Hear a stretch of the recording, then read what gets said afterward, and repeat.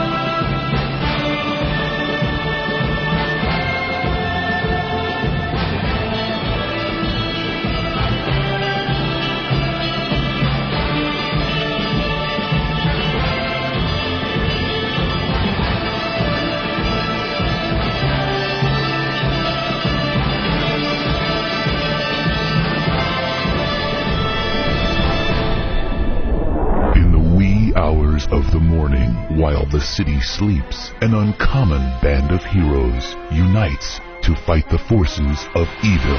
The Opie and Anthony Show. Oh, my sweet Jesus. With Op. I want to be known as notorious. No. Ack. Everyone is always in my way. Oh, you really are deluded. And B-Cup. Kind of fat-breasted and awful. And surrounded by dullards. Ben looks like poorly spliced film. Oh, it's hilarious. Whenever Steve yawns, it looks like the back of the Batmobile when it accelerates. Pocketosis. Eric, you're not going to cry.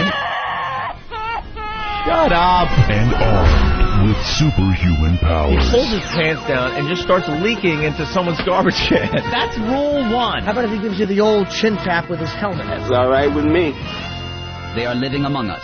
Average citizens, average heroes, quietly and anonymously continuing to make the world a better place. Controversial talkers Opie and Anthony. We are just dicks. You better just sit back and watch. Yeah.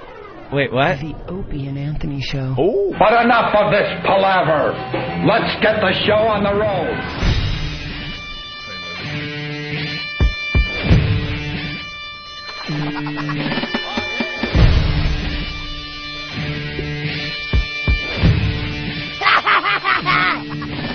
I'll show you in the box. Who's in the box?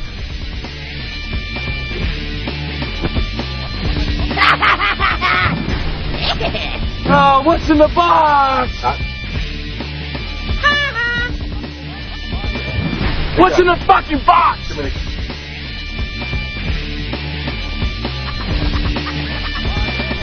You lie! Well, duh. You're a fucking liar!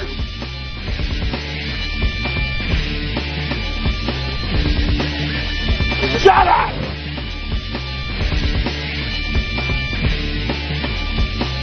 Pardon my French, but you're an asshole.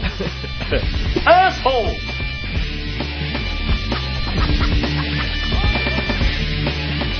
Yeah. Hooah! Hooah. Hooah! Hooah. Hooah! Hooah. Hoo-ha! Hooah. And welcome to the Opie and Anthony program. He stinks, and I don't like him. That's right. Yes.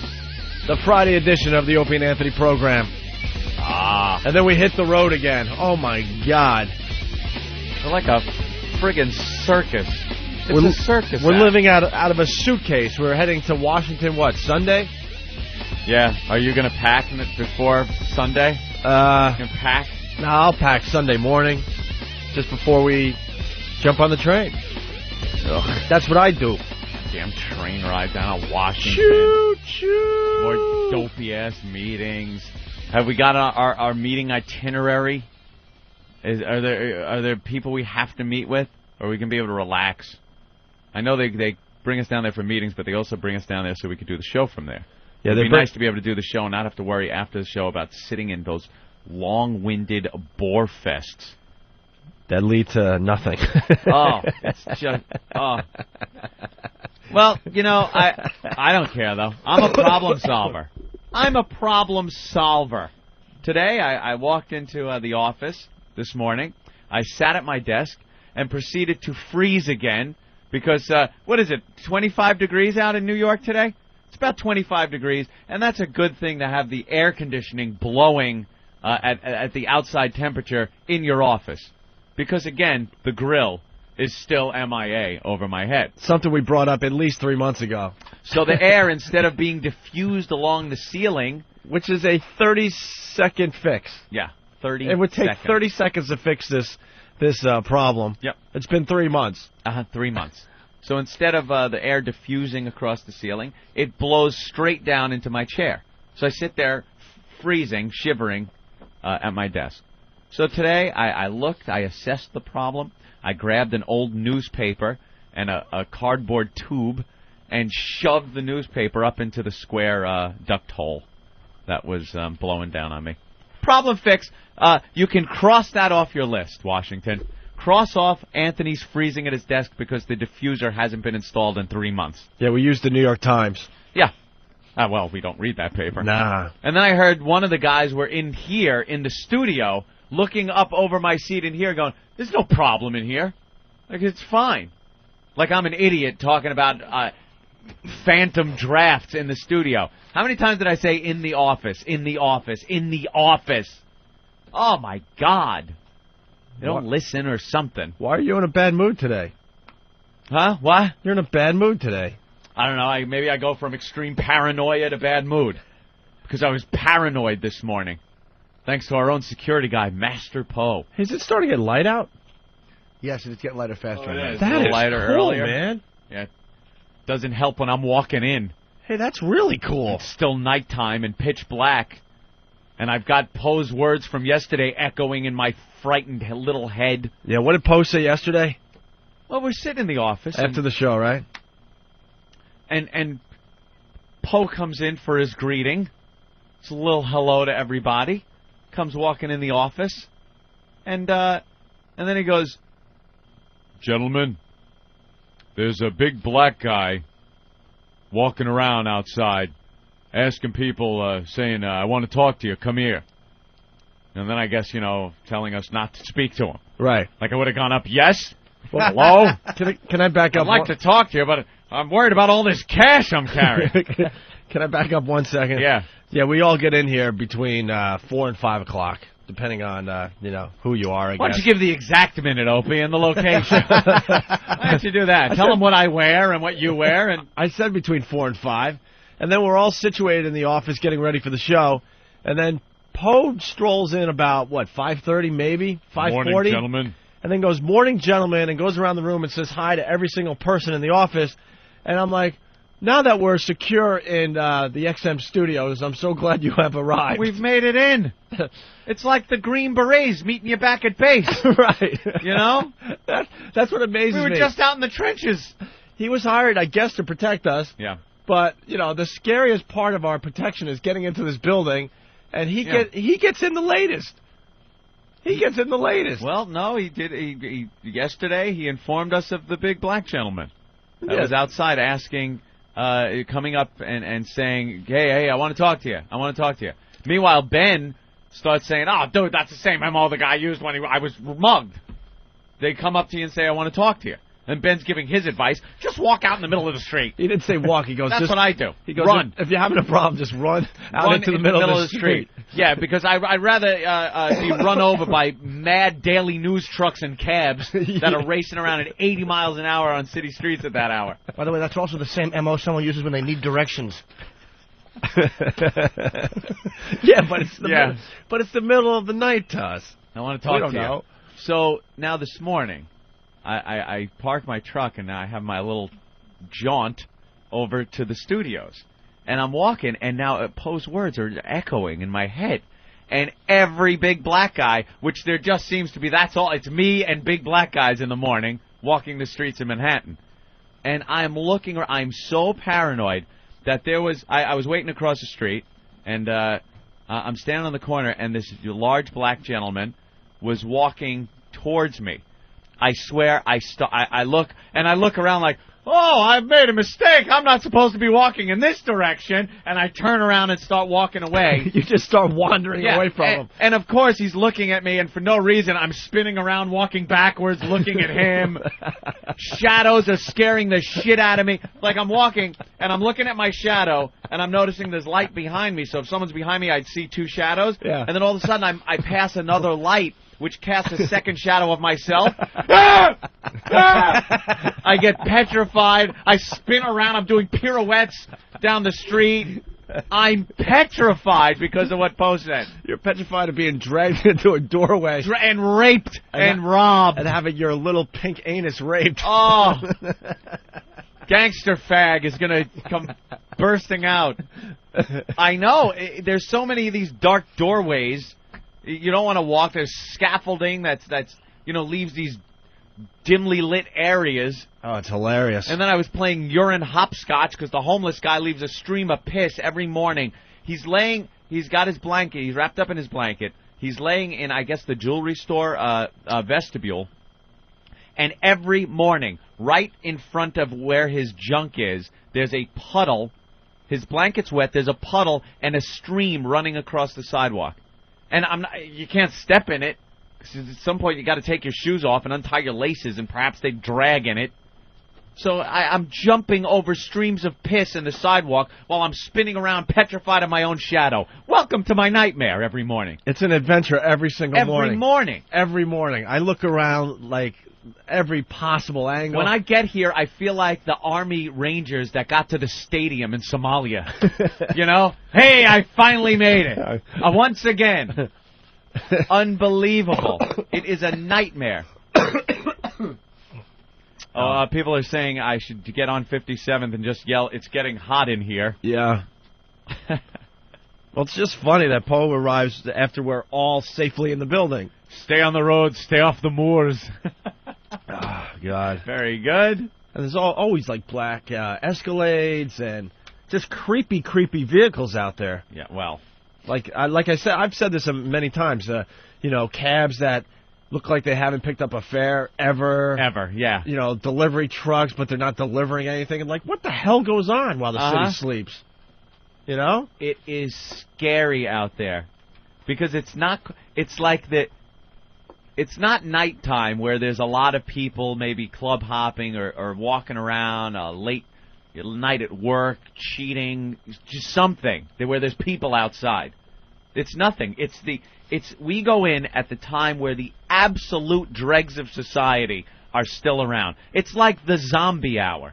You're out there. There's nobody with any business to be on the street out there except us. You're right. Except morning radio personalities. It's kind of like the zombie hours. Like between 3 and 5. There's no reason to be out there. Even 3. No. You're getting people that are out. They're going to clubs. It's still, they don't cut people off until 4 in the morning. All right, so 4 to 5? 4 to 5 is that hour where it's like, get out of here. Dregs of society. If you're out there, you're up to no good. You're absolutely up to no good, or you're just a scared radio host trying to get to work. You're either a scared radio host or you're delivering bagels. Yeah. Oh, it's just a fright fest out there. Yeah. Halloween. Halloween every morning. Every morning is Halloween. I'm all petrified. Oh, that's funny. Oh, yeah. And then I walk up just in time to see Opie right in front of the place getting out of a cab. Nice, safe Opie. Dude, I was walking. You know me. I like to walk and take in the city. Wow, this is going to be a rough one today. And, but I just like you, I got, paranoid and scared and stuff. And I'm like, screw that, door-to-door service now. Feel safer walking up to Hot 97. But that's why I got excited with the light. It's getting light out now. Because I'm going to start rollerblading to work. Doesn't matter. Oh, great. Victim on wheels. That's nice. Rollerblade. It's still dark when we come in. It's 6:15 between 4 and 5. It's not getting that. 4 and 5. It's still pitch black. Yeah. Very hard to see the criminals. Oh, you haven't seen the new schedule yet? Show's moving. I know. The show's moving. We'll see. We'll see how long that lasts. We're going to try something different. Enjoy it, people. I get no value out of this, except an extra hour I can't be home. Guaranteed this is not going to work out for me. We'll see. Nope.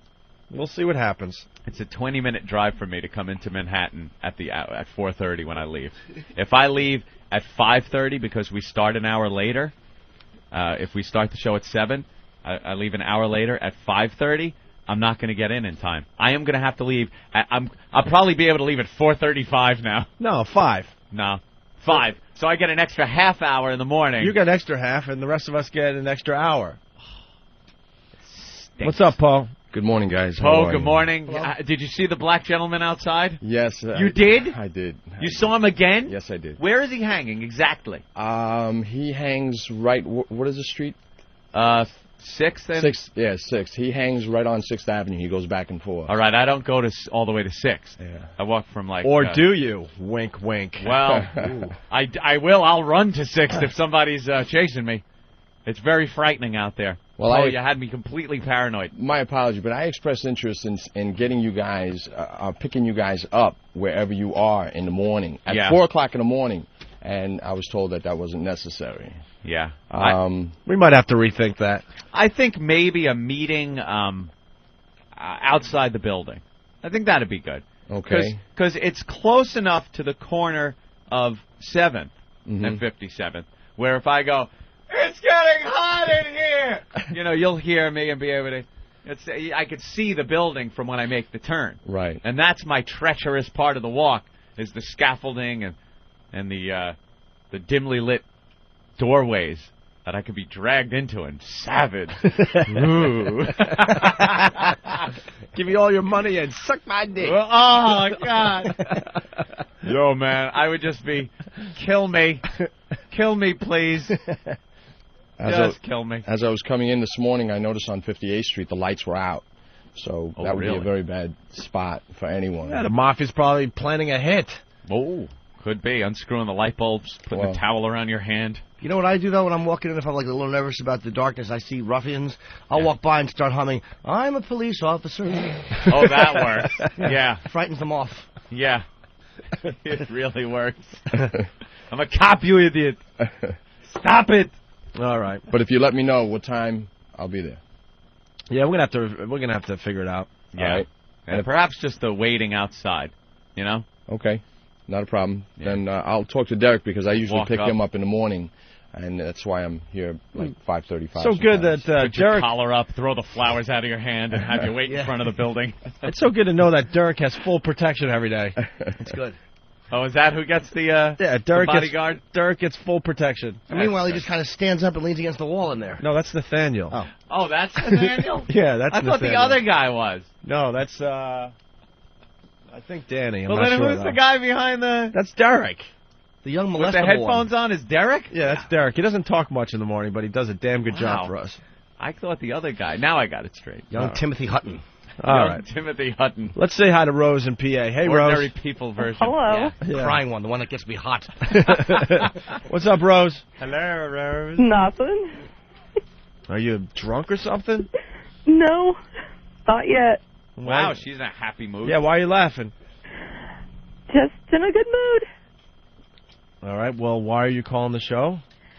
Because Laura the trucker told me I had to call in to get my surprise. Get your surprise. What are you talking about? I broke my vibrator, so he's getting me a surprise. How'd you break it? I must have used it too much.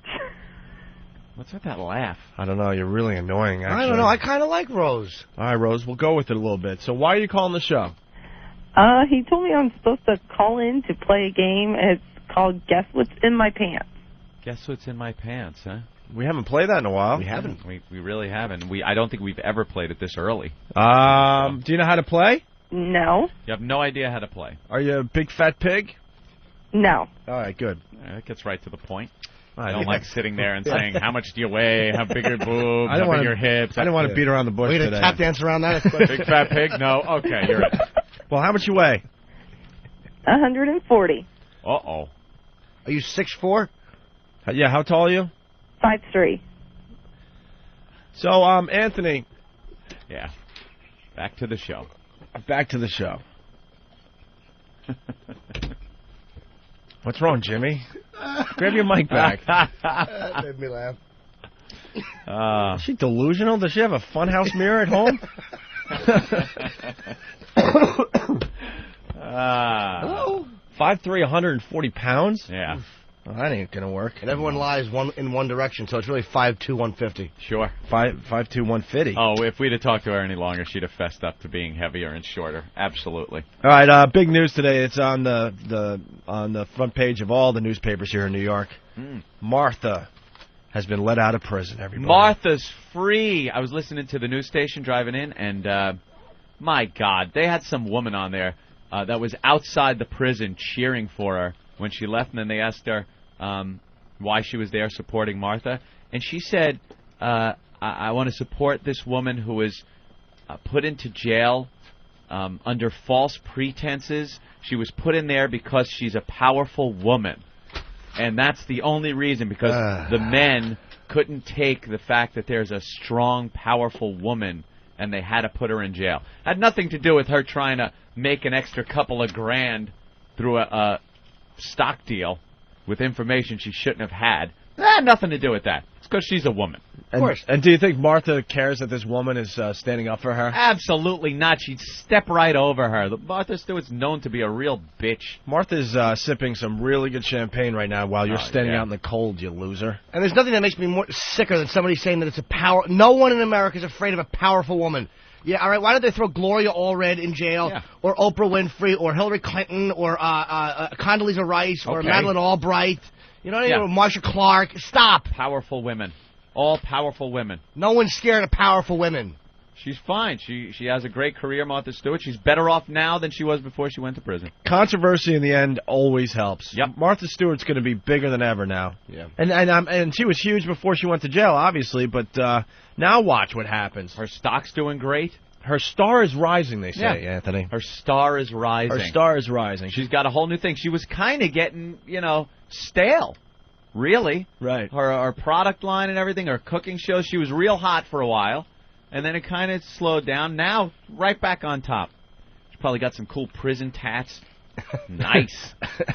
Right? So that's working out. That's the big story. It's all over the news that she's free. She flies home in luxury.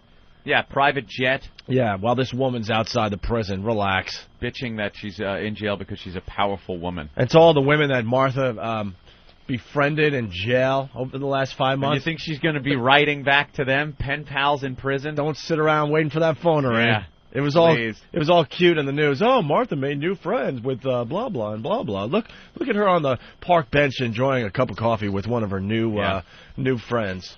It is ridiculous that she's under house arrest and she's going to be supervised for a while as part of her release. Why does she need to be supervised? It's not like she did any violence that you have to worry that she's going to do again. Anything like that. It's ridiculous. It's kind of a waste of resources. I agree. Rather put those people that are going to be watching her on somebody that's let out early for rape or murder, something like that. What's Martha going to do that she's got to be supervised? It's probably just the law, the way it's written, just like you have to. It's like one of those dumb things in the law where it's like, ugh, this is in the book, so you got to do it. Fix it. I agree. See, oh, look, she's logging on to E-Trade. Quick. Lunge for the computer. What the hell is she going to do? Hello? Hello? Hey, Hello. who's this? Who's this? Rose? Oh, Rose. Hey, Rose. Welcome back. Hey, Rose. We had a problem. What's going on? Nothing. Why are you calling back? Because I need to get my surprise. I'm going to get in trouble if I do not play Guess What's in My Pants. Let me just ask you a question. We're not giving anything away. Who's your favorite band? Oh, wow. That's a good question. Come on. Usually I listen to AC/DC. Mm-hmm. Yeah. That's your favorite band, huh? Yeah. Why are you calling back? Because I was told that I have to play Guess What's in My Pants so I can get my surprise since I broke my vibrator. We know it's in your pants. A bunt. Now we know. Well, as now soon as I now get we off know of why this you broke show, your it'll be vibrator. my hand. Yeah. All right, Jim. I won't say it. Yeah, we're gonna pass today. Yeah. Yeah. You're going to pass. What? Well, Yeah. 5'3", 140 pounds is kind of off our chart. I am a redheaded version of Salma Hayek. What? Salma Hayek? Salma Hayek. You said Thelma? She's an actor. Did you say Thelma Hayek? She's an actress. Who is? Who? Salma Hayek. She's an actress. I heard it wrong. You sound more like a version of, I can't remember the name of this little character, but it would be on a Bugs Bunny cartoon and spin in a circle violently and stir up dirt. Tasmanian devil? I am not fat. I'm tall and skinny. You're not You're tall. not tall. It's muscle. How tall are you? I'm 5'3", but I'm a farm girl. I have a lot of muscle. 5'3". Is short, first of all, in America. Yes, it is. So you said you're a You tall said you're girl. tall. And how much you weigh? About 140. All right, and where's the problem on your body? I really don't have a problem. I just got a nice butt. A nice butt. All right, you got a big old butt. She's a farm girl. Do the local boys tip you over at night when you're trying to sleep? Are you married to a black guy? No, I am not. I'm not married. I like to explore. Where do you live? That's the excuse you're giving everyone? I live in Danville. Yeah, but you're 5'3", 140 pounds, and you're claiming that's not fat. It's not. Do you have a pic? What? Do you have a picture, a photo? Yeah, I have a picture. Are you top heavy? No. So you don't have big boobs. No. You're short, and you weigh 140 pounds. Yes. So you can't even blame that weight on huge cans. I'm a farm girl. You have You have to have muscle in order to pick up 14-foot Christmas trees. You have Come on a now. huge ass. You look like Mr. Potato Head. No. You have a huge ass, don't you? Weebles wobble, but they don't fall down. Right. Right? You have the shape of a pear. Big ass, right? Hey, it's a juicy ass. Ugh. Ooh, I kind of like that. Juicy. No, it's just because she used the word juicy. Yeah, you're right. Do you wear those juicy sweats? Yeah. No, I wear nice little hip hugger jeans. You know, you got to show off that ass. Well, do you? I want to see a picture of you. Can you email Steve a picture? Because she might be really hot. She seems very confident. That's why I got to take the moment here and put the asterisk and say she's very confident. Do you have a picture? Yes, I do. I'm defending you here. Can you email us a picture? I think you're probably much hotter than these boys are giving you credit for. Send a picture to Steve@FoundryMusic.com. Oh, yeah, that picture's getting there. I think you will. She'll send it. Why not? And a lot of people are going giggling. to send pictures now. So in the subject line, just write picture of fat pig. Now, do you want this in the nude or do you want me fully clothed? Nude. Nude. Are you joking or you really send it? No, I'd send it. I need an address, though. I just told you. Just gave you an address. Oh, my God, are you annoying? Should we give it send it to Ben or Steve? Do you have a pen? Yes. Write this down. Steve at foundrymusic.com. FOUNDRYMUSIC.com. Also, if you have any pictures of male genitals, send them to ben.sparks at xmradio.com. Only photos of male genitals, preferably with sores on them. But the photos of you have to go to Steve at foundrymusic.com. Better chance of Ricky getting a lunch order right than this woman actually. Are you going to send the picture? Email address right. Well, I can't do that right now. I don't have a computer. Rose, have a great weekend. She's not a computer, all that work, and she's not a computer. Yeah. At least it was, what was that, 4 minutes of wasted time? Usually that would be a 30-minute bit that would go nowhere. God, how annoying. All right, why don't we take a break? We got lots to do today. Are the girls coming in to do the... Oh, my God. What? As I was asking the question, I looked into the booth, and Steve is shaking his head no. You're a failure. What's the problem, horrible. Steve? What happened? All bailed. They all got paying gigs at the last minute, so it was just... What? It was, goddamn whores. That's porn girls. They do that yeah, stuff. dude, that's what happens, man, with these porn chicks. Not only are they flaky, but if you wave money in from them, their attention gets swayed. Flaky. Wait, that's not the word. We were going to try out the vag pump today. We can try it out on Jimmy's arm. Ooh, or my cheeks. Well, who were the girls? Where were they from? They were from the Philly area. We actually had a couple Philly contacted me. girls stink. Oh, what do you want? They were. I'm just saying. Philly chicks stink. They never bang. I've never banged a chick from Philly. Really? And as big as this show is in Philly, and I love Philly, they're all hot, and none of them banged. Huh? None of them. Interesting. Hi, I think you're really cute. That dumb accent. What's going on? What's going on? Going on. Hi, can I put this in your mouth? No. Yuck.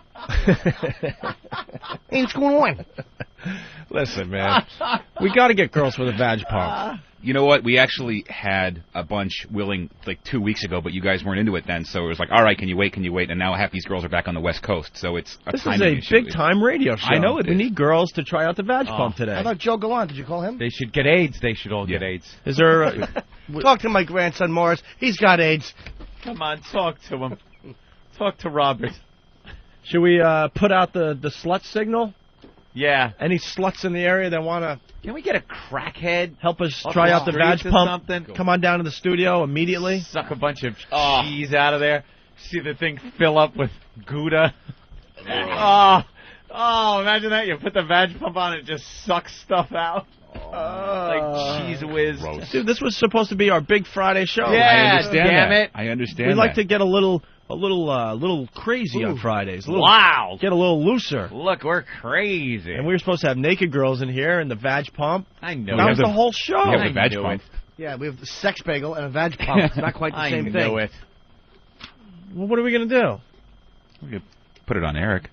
Oh, great. I know. Put it on Steve so it looks like a big mandrel ass. Put it on your ass. If any guys are out there that could sacrifice their girlfriends today, could you please come down to the station? Try if you have a website or something you need plugged, it'll be done. We'll do whatever. We got to Heavy try out order. the vag pump today. Heavy order. All right. And then also Otto and George are supposed to come in today? Oh, man, that's going to be another thing that goes bad. I love Otto and George, but, I mean, is he definitely going to show up? I talked to Otto and I've been trading messages for the last couple of days, and he said at first that he's going to come in Friday, and he goes, yeah, I'd love to come in next week, but I'm dying to see those guys. So I left him another message saying, no, come in tomorrow morning. Because I think he's off today, so I'm hoping he comes in. That would be great if he showed up today. He does want to see you guys. I'm not going to guarantee that, though. I know. And Otto in the morning. You never know with Otto. But if he does show up, it will be great radio. And then Francine's coming in to do the news again for us. Oh, great. And then we got Vin Diesel calling in. That's Really? That's going to be a rough interview, I got to tell you, because the new movie he's in is getting horrendous reviews. We'll give him a chance to defend it. We can't fake it. The Pacifier's getting 1 star in all the New York papers. Ouch. 1 star. One paper pretty much saying that this will be the end of Vin Diesel. Oh, no. Did you see, you know what? You can't knock him for a bad movie like that. I mean, Pitch Black. You see Pitch Black? No. How did you not see Pitch Black? What's Pitch Black about? Great movie. That's the movie where he's a prisoner being transferred in the future on some spaceship. and they hit some planet, and it's him and a bunch of the other people on the spaceship that crashed. And there's creatures that come out when an eclipse kind of happens, and the planet goes pitch black, and these creatures come out, and they're all in the dark. With these creatures. It's like me walking into work every morning. It's pitch black, and there's creatures out trying to kill me, and I have to make it here to the base to be safe. That's a good movie, Pitch Black. You got to see that one. How is he breathing on this planet? Oh, it's an oxygen-nitrogen atmosphere. Of course it is. Class M. Of course it is. Of course it is. Because there's many of those out there. We don't know. It's the future, Opie. All right. Of course. All right. Well, that's a good movie, though, Pitch Black. He was in a good movie. Okay. And the sequel was the Riddick movie, but I haven't seen that one. Well, all guys call him, which means the chances of us getting girls for the vag pump. I knew it. I knew we weren't doing vag pump today. I had a feeling. This is just like the old show. We can never get anything accomplished. Whores. You goddamn whores. Maybe we should be nicer to them. Yeah. Screw them. They're all undependable cock teasers. Good point. Come in here when they're supposed to do something and they do show up, they don't do it. And then they say they're going to show up, they don't show up. Paying gig. How much? How much? Money talks. We should have offered them bitches money. I'm guessing. I don't know what they get, but I think it's probably over $1,000 for a shoot. And they give them decent money. I mean, considering what other actors make, it's not a lot, but I mean, they make decent cash. $1,500 for anal. Okay, $1,500. That's the going rate for anal. That's bottom rate. You get an extra $500 if you do anal. Extra 5 beans for taking in the keister. Right. God, you should have called Joe Gallant. I do. Joe can get girls, but it's never in sync. He needs like 2 weeks lead time sometimes. 2 weeks. Joe does. Joe's good. A lot of the porn girls from L.A. He has them scheduled when they're coming in. He knows they're coming in. All right. Well, we're gonna take a break. We're gonna regroup. I think when we come back, day 2 of the attack on Shannon Burke. Was this kind of funny? Did we get the first 10 minutes, Eric? Yeah, we did. Oh, good. I figured we would. All right, this will be the last day that we pay attention to Shannon Burke. It ruined his show, from what I hear, because he couldn't take calls. He just stopped taking calls. Really wrecked it. And also, I guess, Don and Mike got some O&A calls yesterday as well. Oops. So, we got things to do. Ooh. We got things to do. We'll figure this show out. Mm-hmm. Derek, why don't you hit that button there? Cash up, niggas. All my niggas in the P now, right now. Bubby, Hoggy, Bubby, shoot. We doing it out here, niggas. We about to all the millions, you hear me? All I got to say to XM satellite is suck my dick, cause they ain't give me no money. The Opie and Anthony Show. XM Radio, cash up, all day, everything. Get that bitch, nigga, stop pushing me. Fuck you, bitch. Opie and Anthony. XM 202.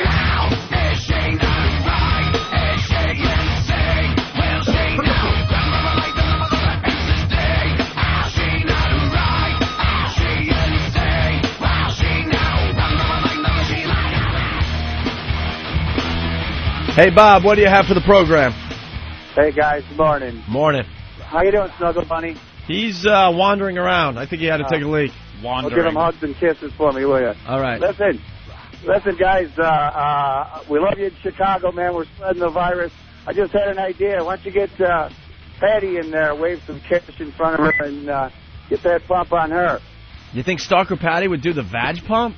Wave enough cash in front of her, bro. Dude, nothing has touched her vag her entire life. No, she would you never. Had her naked on all fours the other day. No, I understand, but she hasn't had anything in there, and now you want her to do the vag pump? She was up for the gyno exam, right? Well, if Stalker Patty's listening, give us a call.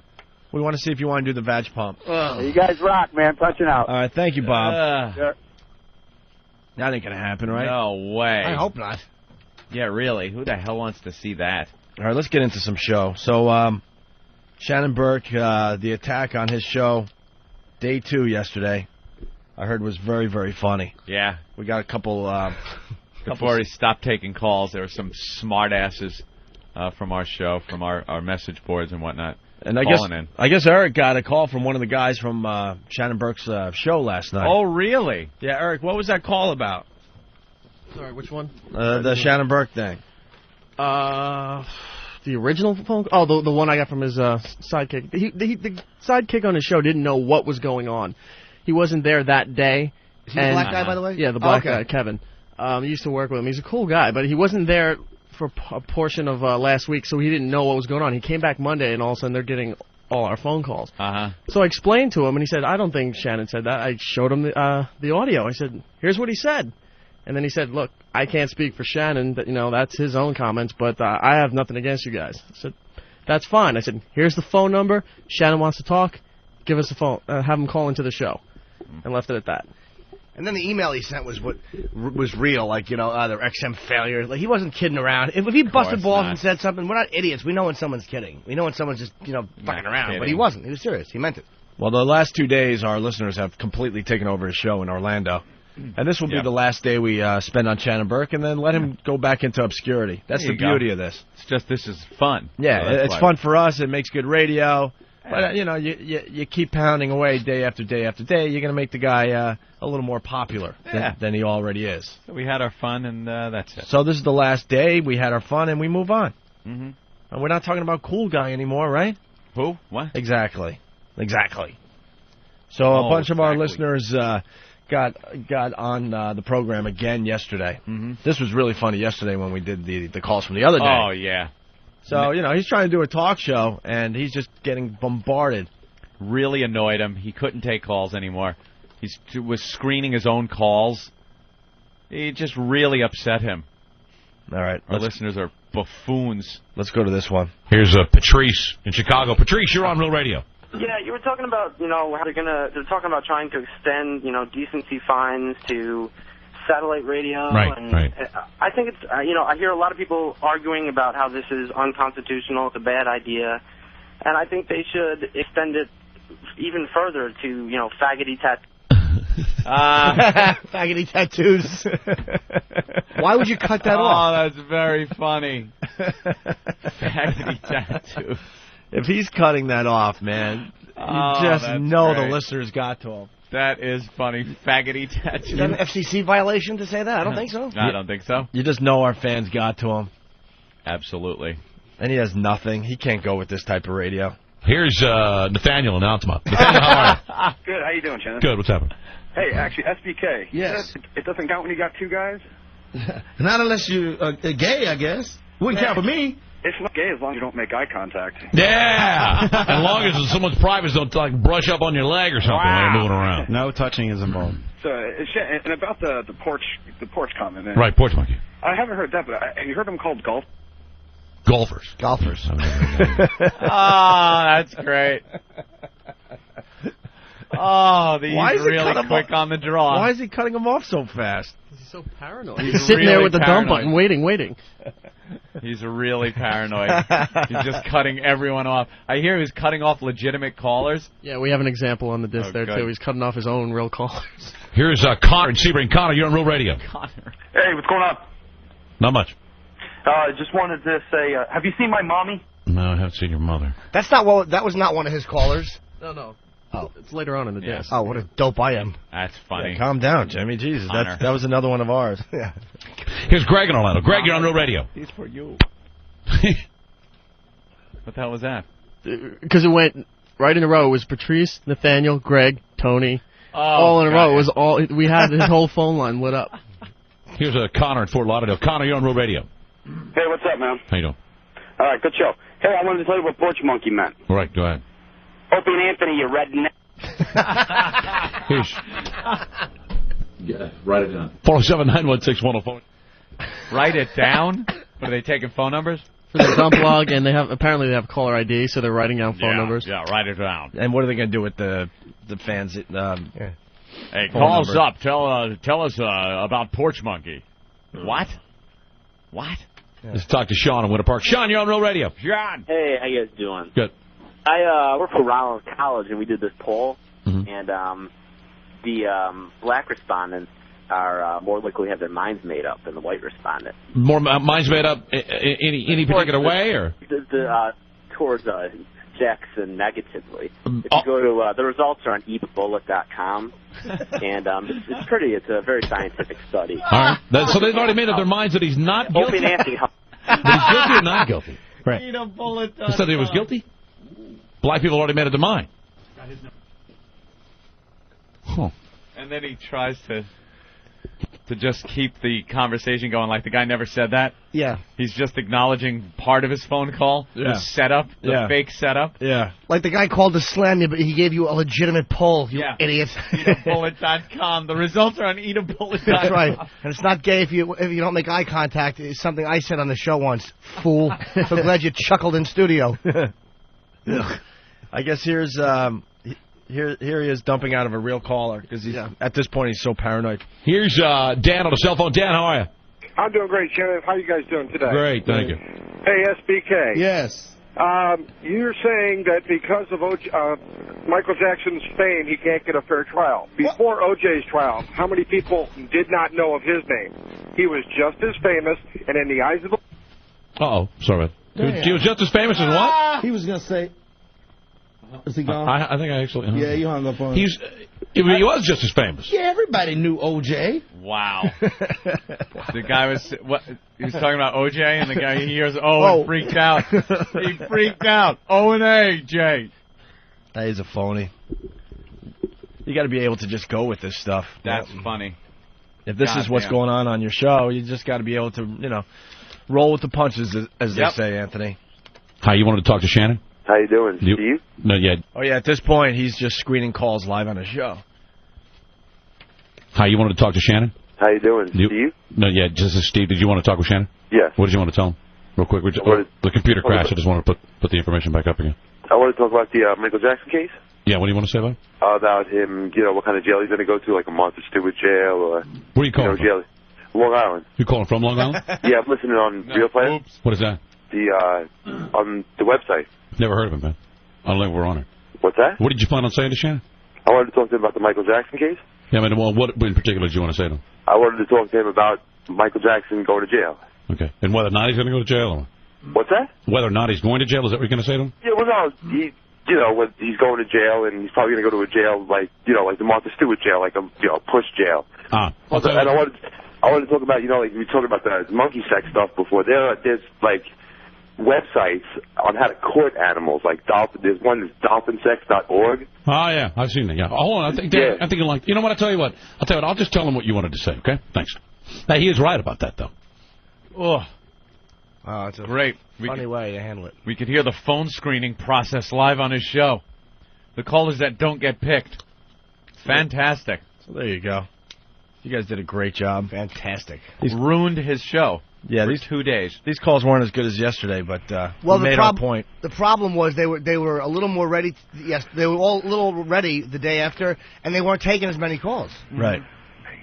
Dennis in Orlando. What's up, Dennis? Hey, you asshole. Stop ruining the show down here, man. It's the one thing we got. You guys are fucking jerk-offs. Especially you little fat-titted moron. I am not going to deal with this shit in your fucking army and your whack.com. I wouldn't want the Shannon Burke army to show up at the Improvs for Jimmy Norton on March 24th, 25th, or 26th, or March 18th and 20th at the West Palm Beach one. We wouldn't want that shit to happen, would we? No. We'll fucking show up in droves to get you, Jimmy Norton. Thanks, Angel. Fucking prostitute fucking little man. Hey, you guys rock, man. Just keep up the good work, man. Thanks, man. Punch it out. Yeah, let me know not one of his... one of his listeners called us in the last 2 days. I really thought we finally had one. I almost got excited, like, wow, there is somebody who's acknowledging he has a show down there. Yeah. Yep. No. Not one listener was able to call our show and defend this guy. So there you go. It was very funny. You got 2 plugs out for you. Nice. Good job, guys. That's the end of that one. Let him go back into obscurity. Unless he pipes up again. He was in the spotlight for a couple days. Yeah, hope he enjoyed it. Now he can go back and... the only reason people were listening was because they wanted to hear the invasion, and it was funny. Now you just go back to, I guess, his regular phone callers and that captivating subject matter that he covers on a daily basis. Yeah, length or girth? Length or girth? Length or girth? Length. Hey, thank you for the phone call. This puker hack voice. Typical bad subject talk radio. Yeah. Hey, you like milk in your coffee or Coffee Mate? Call me. I once listened to Howie Carr all the way to Cape Cod when we were living in Boston. Yeah. Do a talk show subject on what is your favorite ice cream. What's your favorite ice cream? Well, there's so many flavors. He just took calls until every flavor was was mentioned on his show. Wonderful. I could not believe I was listening to that. Well, you know, it's funny, but there's actually a Heath Bar Crunch ice cream, which I had that I liked very much. You like that one? Yeah, that's a fun subject, Dope. I think you're kind of That is. throwing that one under the bus. That's fun. And then you could add in a whole nother subject. What do you like it in, a cup or a cone? And what kind of toppings do you like on your ice cream? Sprinkles. And do you call them sprinkles or jimmies? Uh-huh. Some people call them jimmies. And do you like rainbow jimmies or chocolate jimmies? They say Jimmy's in Philly, I believe. Of course they do. Yeah. What do you like on it? What do you like on your ice cream? I'm not fucking you. What do you like on your ice cream? What do you like on it? What did Philly do to you? I love Not Philly. fuck him. Not fuck me. That's what the girls did. They're all hot, and none of them open their legs. They're all great at potato sack races because their legs are sewn shut. Every chick in that city has teased me and not paid off. Wow. Smoking girls who won't give up any box. It's very frustrating. Jimmy, what's the sluttiest city you've been to? It's hard to say because New York and Jersey I live, so my success rate here has been the best. No. Yeah, when you're on the road. On the road. Sluttiest city. Boston's good. Boston? Boston? Yeah, Boston's Cleveland? good. Not really Cleveland, but I haven't been there enough to know. If I lived in Cleveland, I think it could be a great city, but I don't know. I've only been there a couple times. Buffalo's really good if you like, having sex with fat pigs. Well, again, Buffalo could be good. I've struck out horribly in Buffalo. You struck out in Buffalo? Yeah, Buffalo's good if you like taxi cabs that even in July have that stupid white shit from like the from what you get with the salt on the road. The rock salt on them. Yeah, that's what Buffalo's good for. Like a dingy cab with rock salt marks on it all summer long. In July. Yeah, Buffalo's the place to be. I was there once when it snowed in May. Really? Oh yeah.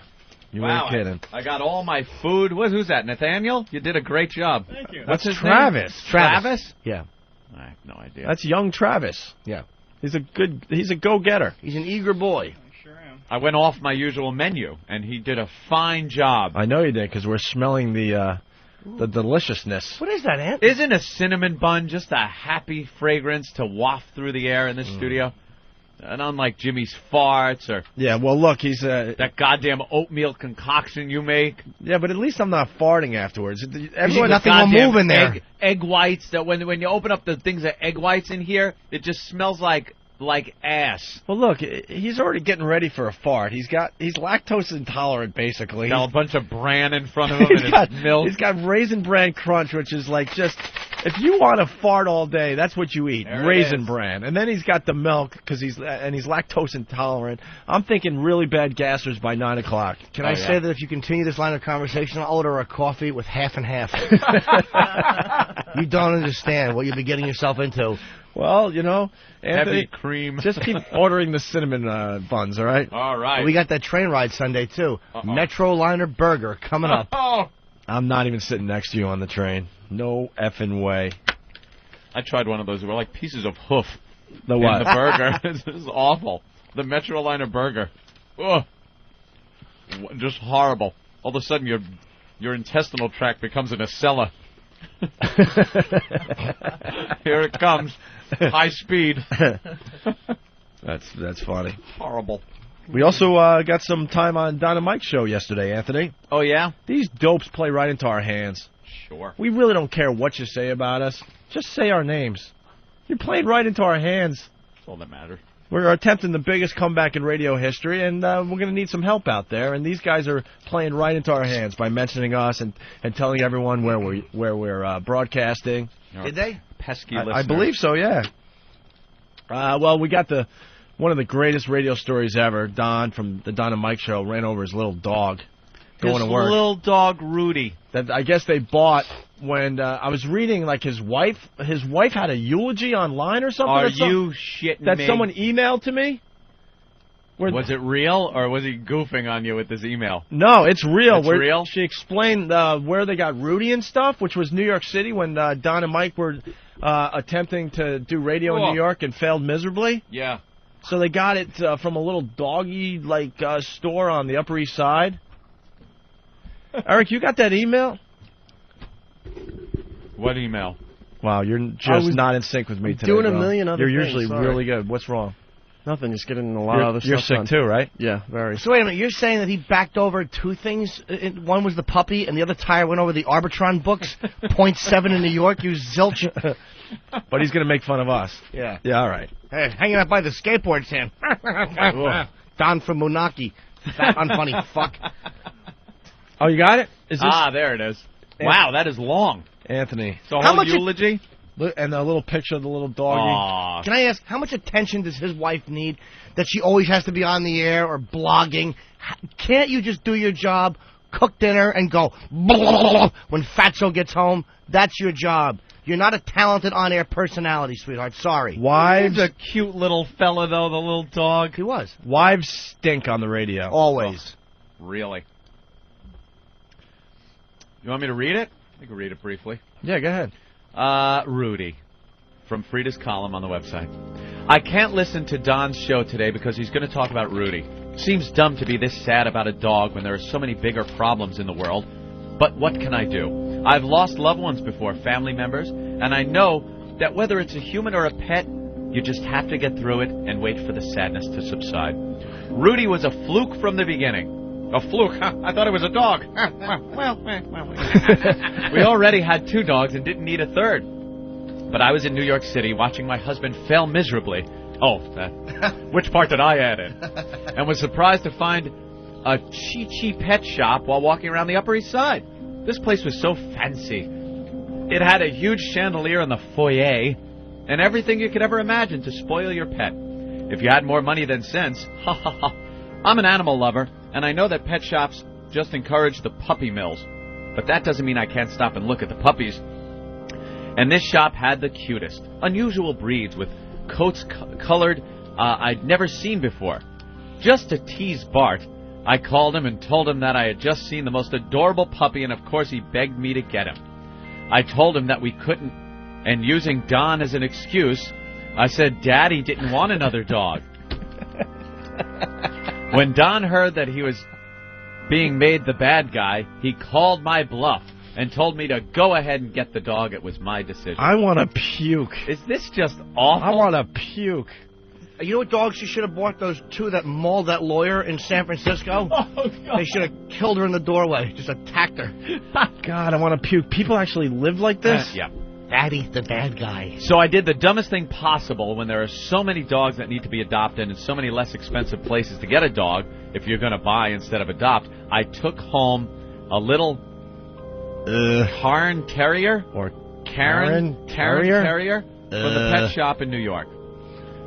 This was the November after 9/11, so in honor of the man of the hour in New York City, we named him Rudy.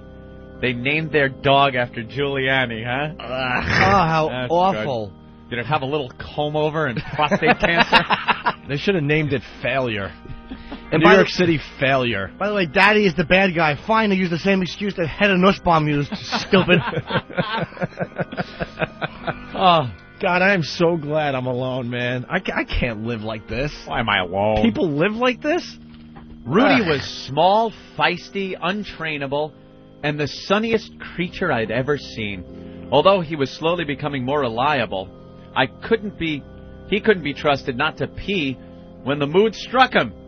And for that reason, there are little gates all over my house. There should have been one by your driveway.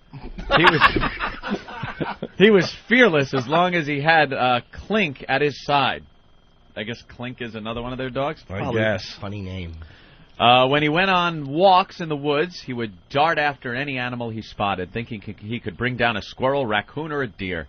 He'd be off on the hunt, like a flying slipper. What? Wow. With a squeaky bark every step of the way. Doesn't Rudy sound like a fun little guy? Sounds feisty, Ed. Little feisty thing. Little spunky. He missed out living the posh life with some old lady in the Upper East Side. But he got a pretty good deal nonetheless. Sure did. A tire in the spine. Boy, I'm sure Rudy would have signed up for that in a second. Dumpster breath and a tire in the spine. Paradise, dog. Welcome to it. Oh.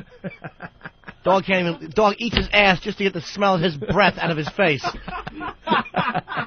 Boy, got a good deal nonetheless. Are you saying Don has really bad breath? No, I'm not at all. I'm saying that Rudy's ass is really nice. Or was until its intestines were shot out of it, thanks to old late for work. Clumsily backing over the little fella like it was a speed bump. Oh, old late for work. Ah, goddamn. Whether through the woods... walks through the woods, brother dogs to wrestle with, and way too much human attention. Beth Ann and I often have been teased because our human children have a place in our hearts only marginally more significant than our dogs. That's great. All right, enough. I've got to apologize. I know this can't be interesting to anyone but me, and I'm sorry. Oh, no, it's very interesting. I won't go on with stories of Rudy except to say one more thing about him. He was always happy. My other dogs and my cat will have their moods, but not Rudy. He was insatiable with affection. He could be loved. Oh, he couldn't be loved enough and never stopped wagging. Any creature that could smile at Don before he had his morning coffee and get a smile and a scratch in return had to be special. Why did he smile before he had the coffee? Because he knew that would make the breath completely unbearable? I better smell it while it's just plaque and dog shit as opposed to coffee on top. It would be hard not to miss something that made even the crabbiest amongst us smile. But I figure all of our pets, especially Rudy, are just on loan from God. That's terrific. That's terrific. If they're on loan from God, could you at least return them in good condition and not with a broken back and guts hanging out of their mouth and asshole? You product damagers. Yeah, look how you returned my gift. Yeah, hey, the video's all untangled. If you borrowed it, could you at least brought it back in decent condition? You had a loan for another 10 years. You brought it back early and in awful shape. You're not going to get another one now. It's going to wreck your dog credit in God's eyes. On loan from God, yes. Rudy was a gift for 3 years, and we're lucky to have had him. Hopefully he'll come back again to brighten someone else's life. Yeah. And then there's a cute little picture of Rudy. I can't help it. This is my tribute to Rudy. This little dog made us laugh. So in Rudy's memory, I'll put up this link to help other pets in need. And they have a little animal rescue link to the Animal Rescue League. What do you rescue the animals from? Inattentive owners? Don's tire. Oh, you know what's funny? By the way, on one of the guys did it, so I can't credit you. But one of the actual photo of Rudy, and it had, of course, a tire drawn on with blood all over, and the caption was, "I trusted you, you fat fuck."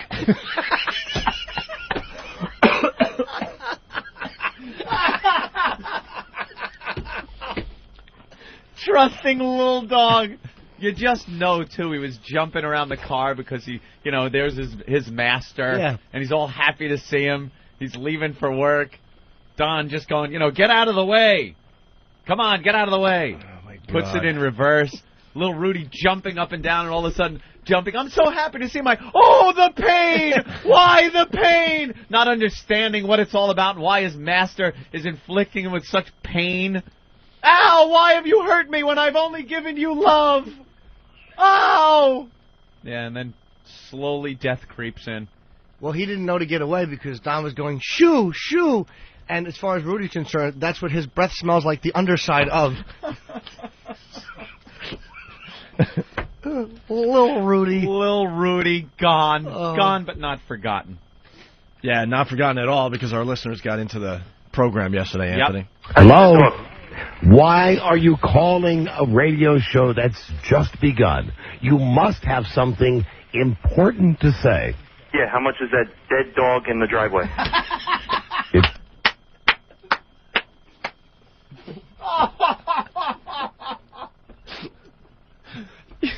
You guys are the biggest assholes out there, Wow, man. what's his screen name? Right to the point guy? Wow. Who's on that dump button, by the way? Michael J. Foxx? That was the fastest line ever. How did that get through? Oh, yeah. Ass looking at the pictures. Oh, it's cigars and scotch, by the way. Of course. Yeah. Oh, he got some great stuff on Whackbag. He does a lot for the program. Cigars and scotch from whackbag.com. Is that in the Photoshop section? Yeah. Look at his little face. And the tire, and he drew blood all over. Dude, that is so... It looks like he's saying that. I trusted you, you fat...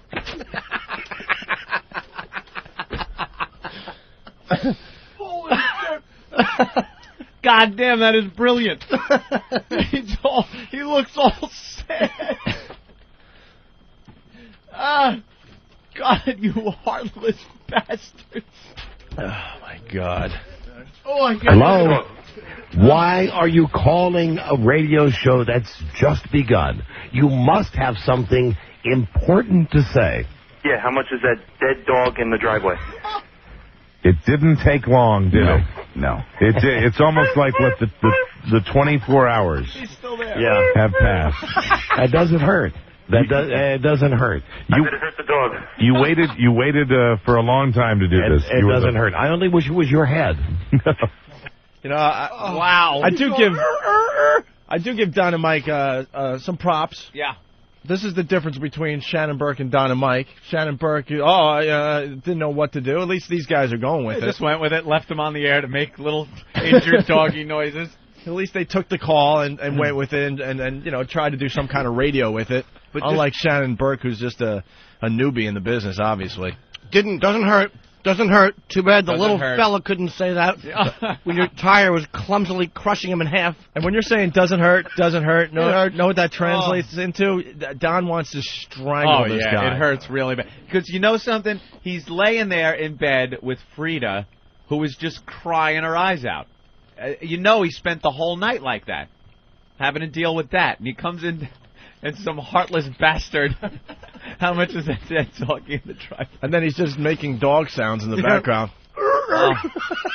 Pat from Munaki says Rudy looks a little tired, and another one, Rudy looks a little run down. That's not bad. Tired. That's funny. You pun-doing red-faced ass. Pretty funny though. Face is as red as Rudy's pelt.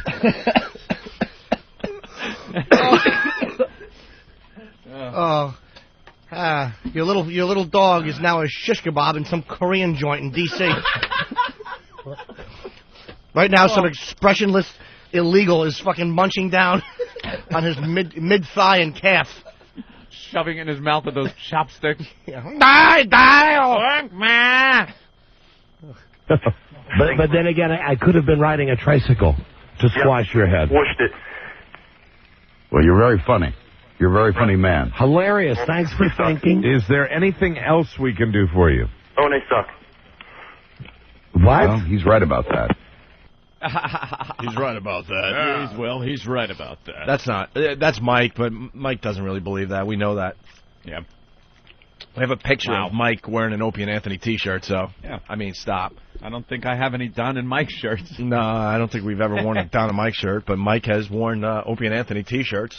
I think there's a picture of him on a boat or something. Yeah. With an Opie and Anthony T-shirt. But he has to agree with Don.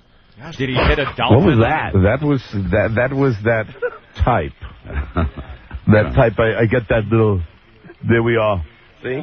Sometimes how are you? Yes, sometimes I'm just wondering who's calling before we actually start. See, because that call was answered technically, if you're listening to the show, before you even heard it, because we're on such a delay. It's like we're on a minute and a half ridiculous delay. And for whatever reason, after a call like that, I'm always tempted to go, Red Sox Nation!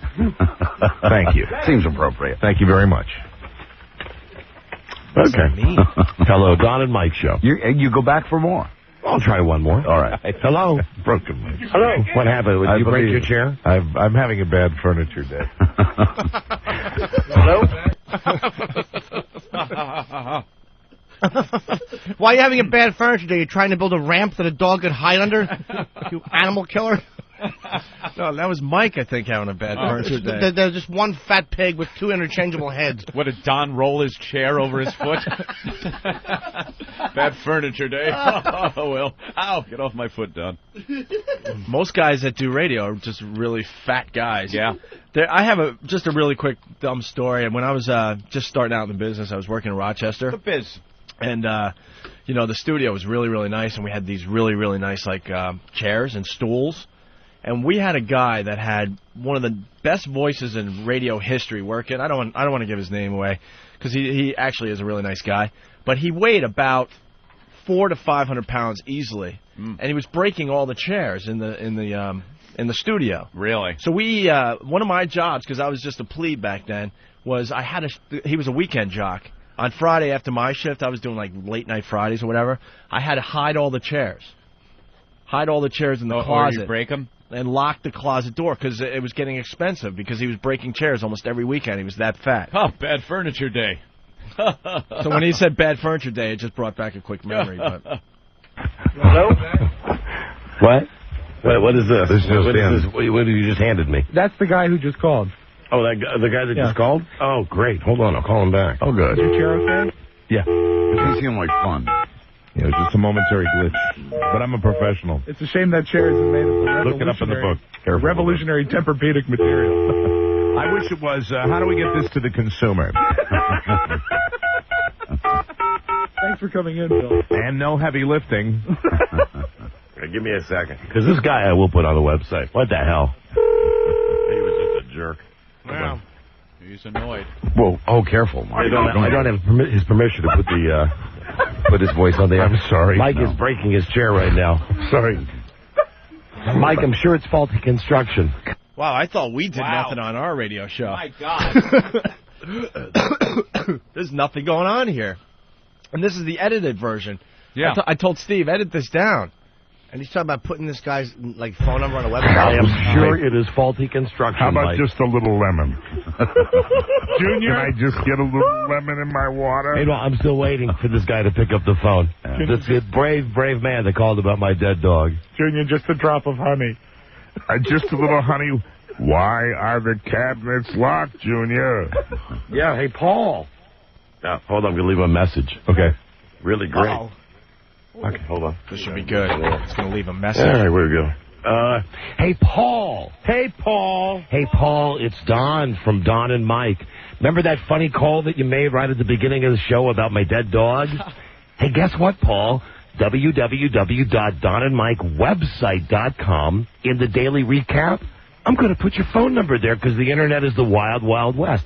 And then everybody can call you and tell you how funny you were. Yeah.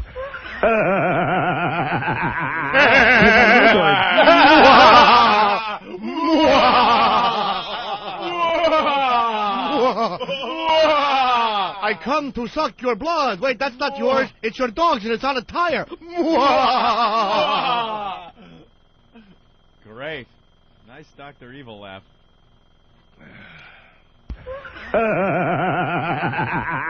Because I know there are jerks like you out there, but just stay on the line to take your medicine. Don't just hang up. Good luck at the Improv. See you in hell, Paul. Bye-bye, Paul.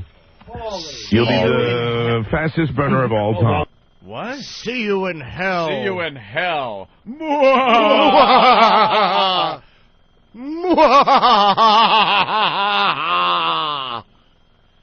Yuck. Paul.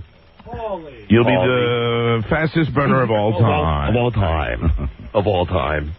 Well, see, I was not prepared for that. No one was. 2 days ago. Yeah. Today, count me prepared. You're not. What is this? Really? Oh, God, I hope that was the right number.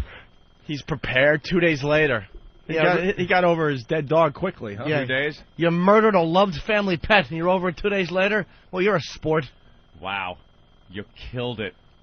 You see how hurt his wife is by reading, her whole thing. And I'm sorry. She knows who did it. She's got to look at him and go, oh, here comes the guy that killed my little Rudy. Ooh, that's going to leave a mark. And Don was wondering why Kevin Dillon was there going, you see that head come apart? That's the way the dog barks. Do it for Rudy and Sal. Well, there's more. There's more. I think he starts taking shots at us finally. Right. Hello, Rocco. I am on the Baltimore National Pike at Circuit City, right near the Westview Mall. I'm in a 2004 Nissan Altima. Hold on a second. Baltimore National Pike. How much you weigh? City. How much you weigh, dude? How much I weigh? I weigh 285. I'm about 5'10". 5'10". Okay, that'll work. In an Altima. And you're on the Baltimore National Pike where exactly?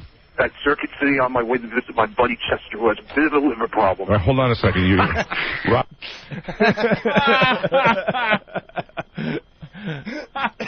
More Chester crap. Rocco, where's the Circuit City exactly?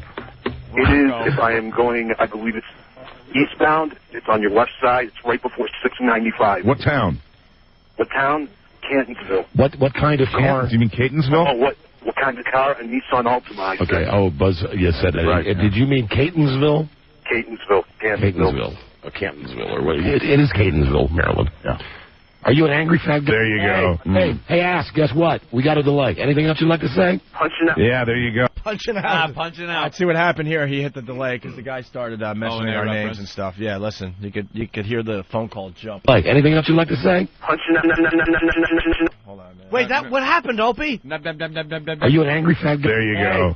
Hey, ass, guess what? We got a delay. Anything else you'd like to say? Punching out. Yeah, there you go. No, there you go. That's a good guy. Yeah, that's a bright guy right there. You know what that is? That's a sign to me that Opie and Anthony are happening. Absolutely. They are happening. They're as happening as yesterday's headlines. Boys, you can have your prank callers, but they ain't getting through. Bingo. They ain't getting through. They ain't getting through. They just got through, you idiot. Please. All we want is... about your dead dog. Yeah. One of our prank callers got through and talked about your dead dog, and then now you're saying Opie and Anthony, Opie and Anthony, Opie and Anthony. That's all we need to make ourselves bigger, you idiots. And I love the way the other one guy went, bingo. Bingo. That's everything that's wrong with that show. Yesterday's headlines. Yesterday's headlines. Bingo. How are we yesterday's headlines? All these jealous because no radio one's guys making a out big there. hullabaloo over us. That's right. Yesterday's headlines, we were just on CBS Sunday Morning. It doesn't get bigger than that. I don't know about that, and you can take that to the bank. That's right. Why don't you Google our names in news every day? There's at least one or two things popping up with our names on it. Yesterday's news. Are you insane? Bingo. Yesterday's headlines. No. Why are you lying to your audience? We've gotten huge press with our move to satellite radio. Bingo. I think he said bingo because bingo was his name. Oh, bingo was also a little dog. B-I-N-G-O. B-I-N-G-O. My wife is fucking crying again was his name. Oh. That was awful. It was bad. Getting through. Bingo. They ain't getting through. Thank you. And keep raising the rates. Yes. For XM. Keep raising the rates so that your show will get out there. So that maybe 25 more people will be able to hear it. Very excited. We have 25 listeners. No, 25 already? The other day we had 3, so we're doing well. We're going up, up, up. And all your listeners are in Philly. You remember Philly, you fat fucks? You were left naked and alone. O&A were off the air, and you still got booted out of Philly. Yes. Bombed. For being yesterday's news, he knows exactly what's going on with us with satellite radio. Mm-hmm. We're getting knocked off the premium because it's a smart business move. Don't you get it? He gets it. Yeah, raise the rates again. What? Huh? What? No, they shouldn't raise the rates. It should be free so you can hear 30 minutes of commercials and unfunny banter like you do on that program. Right. Awful. Show will get out there. So that maybe 25 more people will be able to hear it. Very exciting. Nice. Yeah, and unlike me, see, I'm locked into that good rate for 2 years. Unfortunately, that means I won't be able to hear the magic of O&A. See, he's admitting he has XM satellite radio. He's locked into a rate. Right. He thinks if you're locked into a rate that you won't have our program on the platform. We'll be readily available to everybody on the platform. It doesn't matter when you signed up, what kind of rate you have. Everyone will be able to listen to our show if they choose to. Fat dope. He's admitting that he listens to XM Satellite. Of course he does. For being yesterday's news, you know exactly what we're up to, and you have the service. Right, what a shame. Yeah, the guys that are revolutionizing satellite radio. You can pay extra and get them if you want. Boy, oh boy. They keep knocking on our door. Hey, Don and Mike, satellite radio. We're here with a truck full of money. Come on over. Yeah, come on now. Yeah, it's happening. Really? Very exciting opportunity. We say no. Jesus, that was not even a real fat guy. It was a guy just getting a plug-in for a satellite radio. That was 2 hinky fat guys in a row. All right, they have not said no to satellite radio. No one's making offers. No one has made offers to you, you fat fuck. You've done nothing but bomb in major markets, dude. Failed You've bombed in New York and Philly, 2 of the biggest markets in the country. You got kicked out of both. Don and Mike work for the same company as Howard Stern. Everyone knows Howard Stern is leaving, terrestrial radio at the end of the year. Uh-huh. And, Infinity's scrambling, trying to figure out who's going to replace Howard.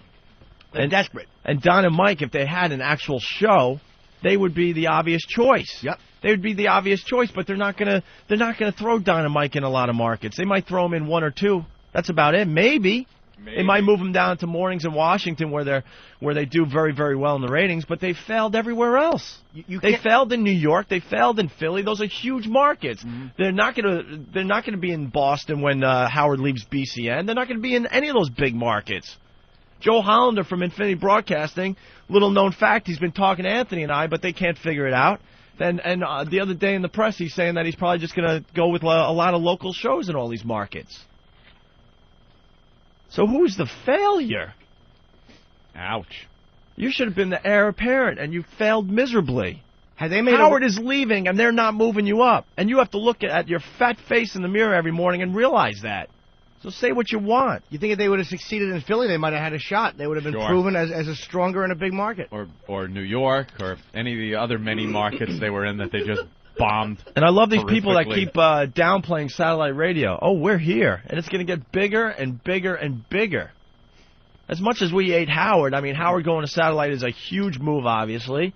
Ant and I, we're no slacks ourselves. We've gotten a lot of press over the last 5-6 years. Us being on satellite radio is a huge thing as well. And all these people are in denial out there.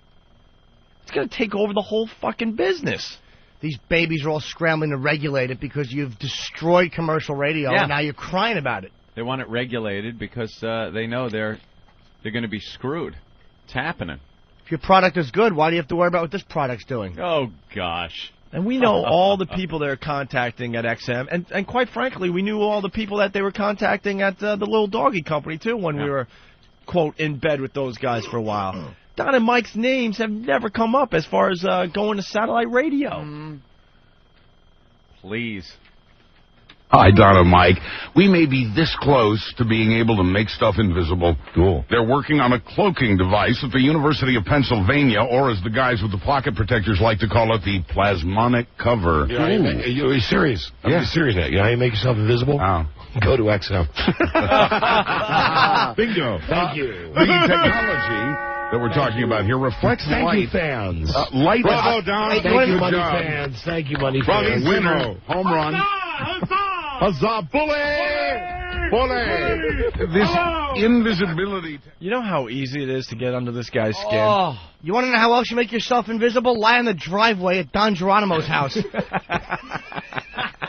Bravo! Huzzah, Jimmy! Do we have Huzzah, Jimmy! Can I ring the bell? Bravo! Bravo! Oh! You're saying little Rudy was invisible when Don crushed him. That's crushed right. The little lovable life out of him. You late, selfish, fat pig. You killed the one happy thing in that home. And it gets to you, and you know it gets to you. That day he called your radio show. He's a name in radio, and he called this show on NEW just because he couldn't take the shit on. Do we have the call? Couldn't take it. He couldn't take it, so he called me on the hotline, and he was trying to say how we're failing miserably when we were syndicated to Washington. And so I kept asking him, are we number one in afternoons? Are we number one in afternoons? And he goes, well, yeah, you are, but... And I just hung up on him. Like, thank you, you idiot. He was so He played right into our hands. Why would you call another show and put yourself in that position? Why? You can't win. Yep. So, dope. Well, he helped us out yesterday. It's all about getting our names out there. That's why we do the assault on the media, and we get our names on other shows, you know. Yeah. And the press does its job by mentioning us in every satellite radio article. That's right. Keep thinking that XM and satellite radio is going nowhere, you idiots. You think Don really looks out his windows and stuff and around his vehicle before he leaves now? Imagine if he killed another one of his dogs. It must take him like 10 minutes just to get out of the driveway now. We know the guy a little bit. He's so self-important. That guy saw dogs running all over his driveway and his front yard, and he just pulled out. Because it's all about him. I trusted you, you fat. He probably not. He's one of those mirrors with a stick that they use to check for bombs when you're driving into an airport. Checks the wheel wells. Make sure there's no little fellas. All right. And then he had to probably, console his wife as she's crying on his shoulder. You know, he's still consoling. He's still consoling, and that's why that caller really got to him. Because he knows how upset his wife is about this whole thing. She'll always deep down resent him for it because he's a clumsy, self-centered ass.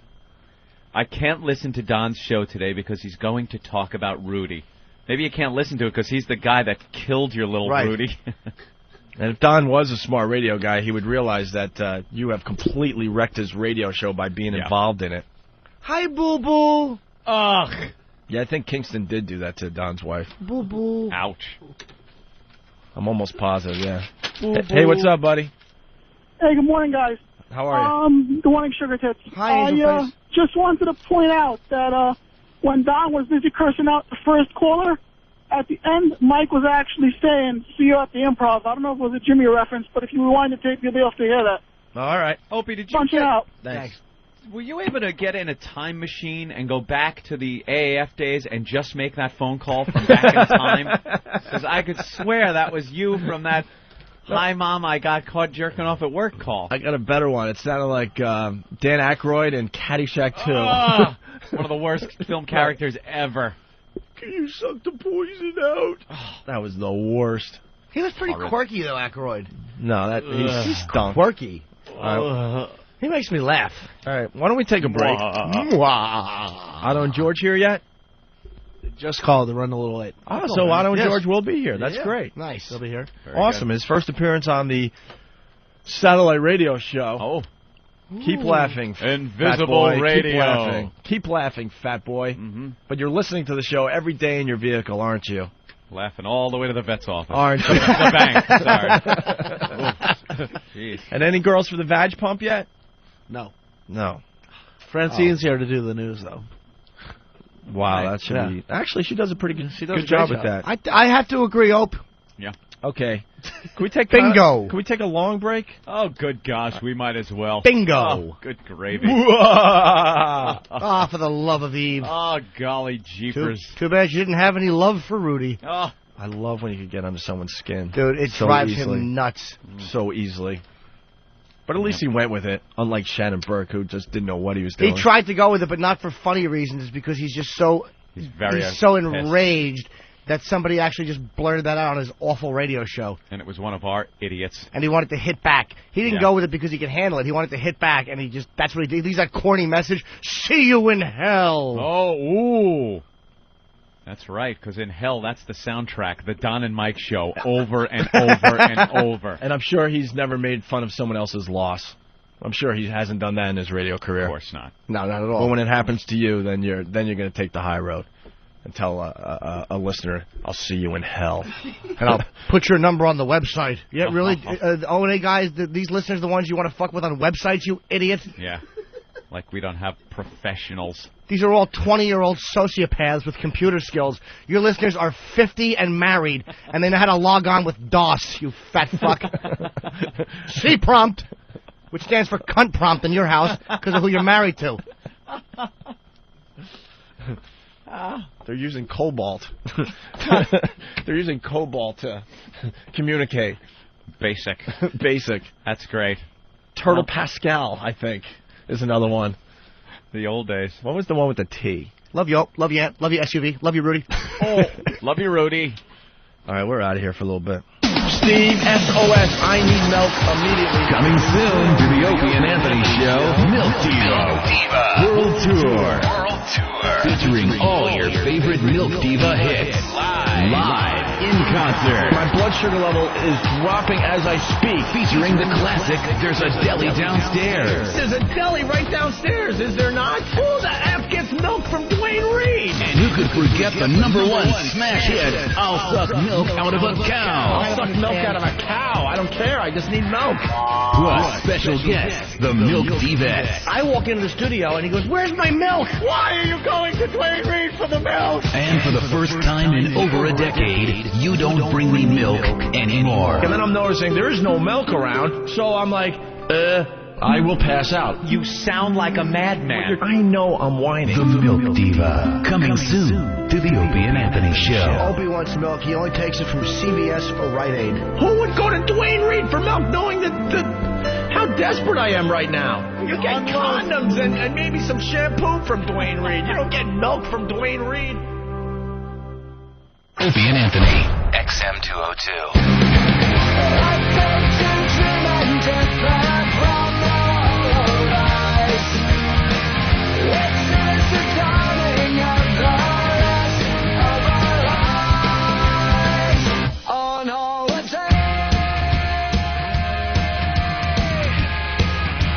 It's the Opie and Anthony program, getting much gooder and much bigger every single day.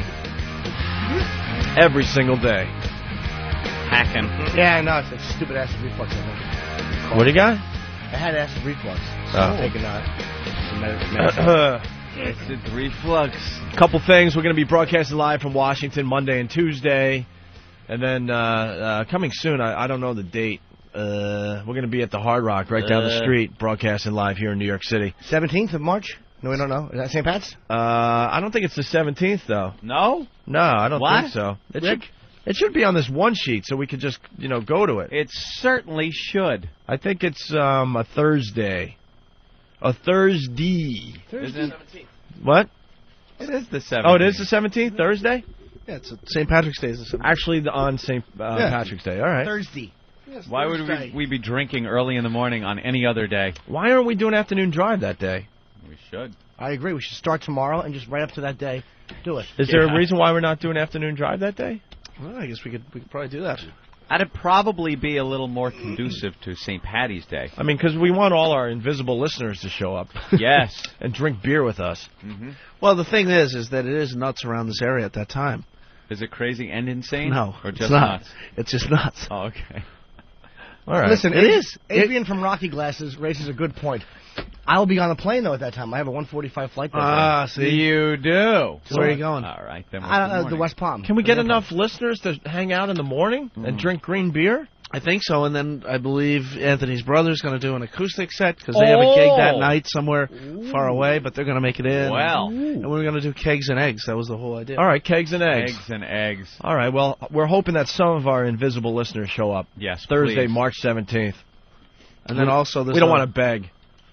Then there's a Boston thing on the horizon as well. Yeah, when we get those details. Which involves World Series rings. Oh yes, of course. Yeah, so. We know they're getting their rings. Wow, look how happy Ben is. It sounds Boston, like the dominant sports team. It really is. The Celtics are playing great now too. Wouldn't it be great if the Celtics won the championship? That's not going to happen. But that's like no, it's amazing. Back in 1969, it was the Jets, Mets, Knicks, all won in the same year. Yeah. Celtics playing great. They don't have a shot. I know, they're Shaq in Miami. But hey, give them some credit. They really don't have a shot at winning it all. In Boston, one of my favorite cities, April 8, 9 at the Connection. I'll be back up in Boston for the first time in a long time. You're doing the Comedy Connection. I love Boston, man. And right around there, we'll be broadcasting live, I think. So You got to get Bill to drive you in this. What kind of car does Bill have? Oh, Bill has a. Yeah. Oh, he's the worst. Yeah. He was driving around in. I went up to Boston in my hiatus, and Bill owns the Comedy Connection. He's a good guy. He's like, hey, you want to go for a ride? I'm like, yeah, whatever. Go down Newbury Street and stuff. Oh. He breaks out his Rolls Royce convertible. And not only that, he almost killed us on his boat. Drives like a maniac on his speedboat on Martha's Vineyard. Martha's Vineyard, no, there's not many rocks close to the shore or anything. He avoids the. All right, wait. Yeah, he's one of these guys. Yeah, I got to explain this whole thing because I was wandering. Man. Of course. Our 2 years off, I pretty much wandered around America, and I found myself up in Boston. And then I visited Bill. He has like this really nice house on the water in Falmouth, which is part of Cape Cod. Yes. And from his like living room window, you could see Martha's Vineyard. Mm-hmm. And it so happens that Ben was summering in Martha's Vineyard. So I call up Ben. I'm like, hey, Ben, I'm going to come see you. He's like, all right, cool. Summering. So then Bill goes, don't worry about the ferry. I could get you there in 20 minutes. It's like an hour ferry ride. Really? He goes, I could get you there in 20 minutes. I'm like, impossible. He goes, really? So we go down and get his boat. He has one of those stupid, like, cigar boats. Cigar boats. Cigar. So, I don't know. I don't know boating. One of those cigarette boats, with the dual engines and the whole boat is out of the water. This guy, I swear to God, was going 50, 60 miles an hour over the water. Dude, he lost a lot of weight because he's one of these guys that got his stomach stapled. Yeah. You know how we were talking about the G-force the other day? Mm-hmm. That's where I got that little thing real fast from. We were going so fast. I was so freaking scared. I was holding on so hard that my hands hurt for 2 days. And his skin was like it was plastic, like rubber. It was so stretching, like flopping, like. Really? Dude, it was the scariest ride. So then I go to Martha's Vineyard, and I'm hanging out with Ben for a couple days, him and his pops and stuff. We had a really good time with the nude beach. The nude beach, yeah. And you didn't get a look at Ben's hog? What's wrong with you? I don't go nude on the beach. Wait, this story gets better. We're going all over the place.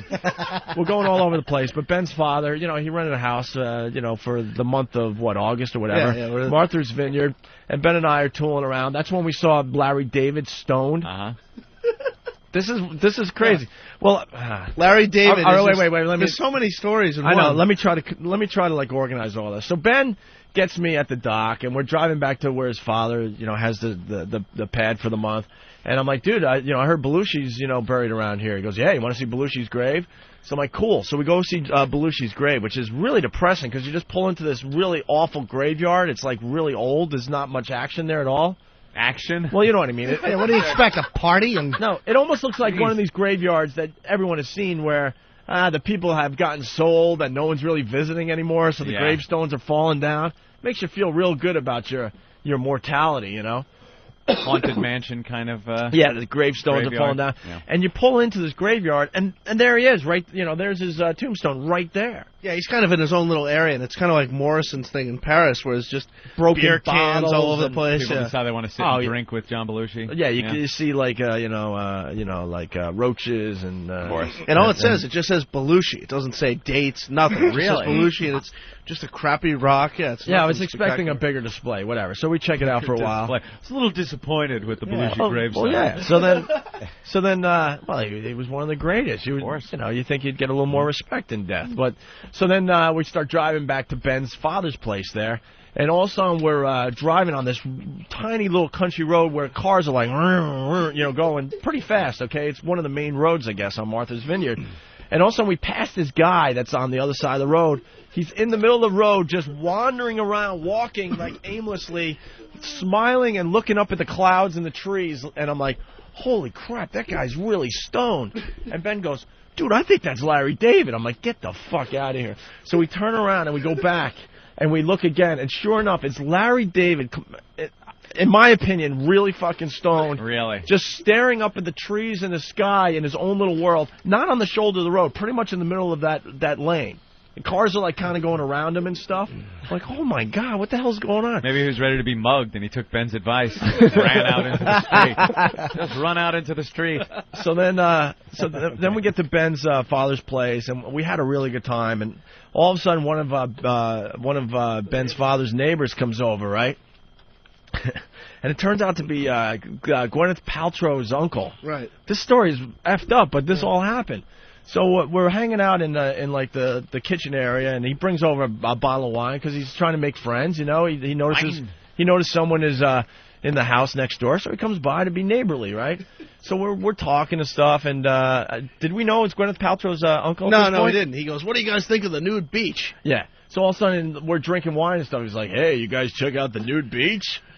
And I guess where Ben's father's place was, it was pretty close to the actual beach and the ocean, whatever. And, I mean, literally, you go on the beach and then literally go, oh, no, it's right there, I guess, it's right there. The beach is right there. So I guess if you want to be nude, you could be nude on this beach. And the guy's like, have you checked it out? It's really cool, blah, blah, blah. And he's like, I don't know, the guy's in his mid-50s or whatever. Right, an older gentleman stops over with wine and wants to take you to the nude beach? Yeah. No, he didn't. Fucking fruit.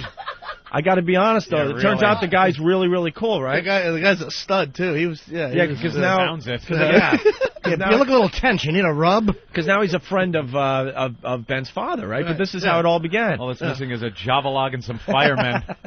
But I completely... Because I've been going to this beach since I was little, and there was never any hot chicks ever, or anyone that should be...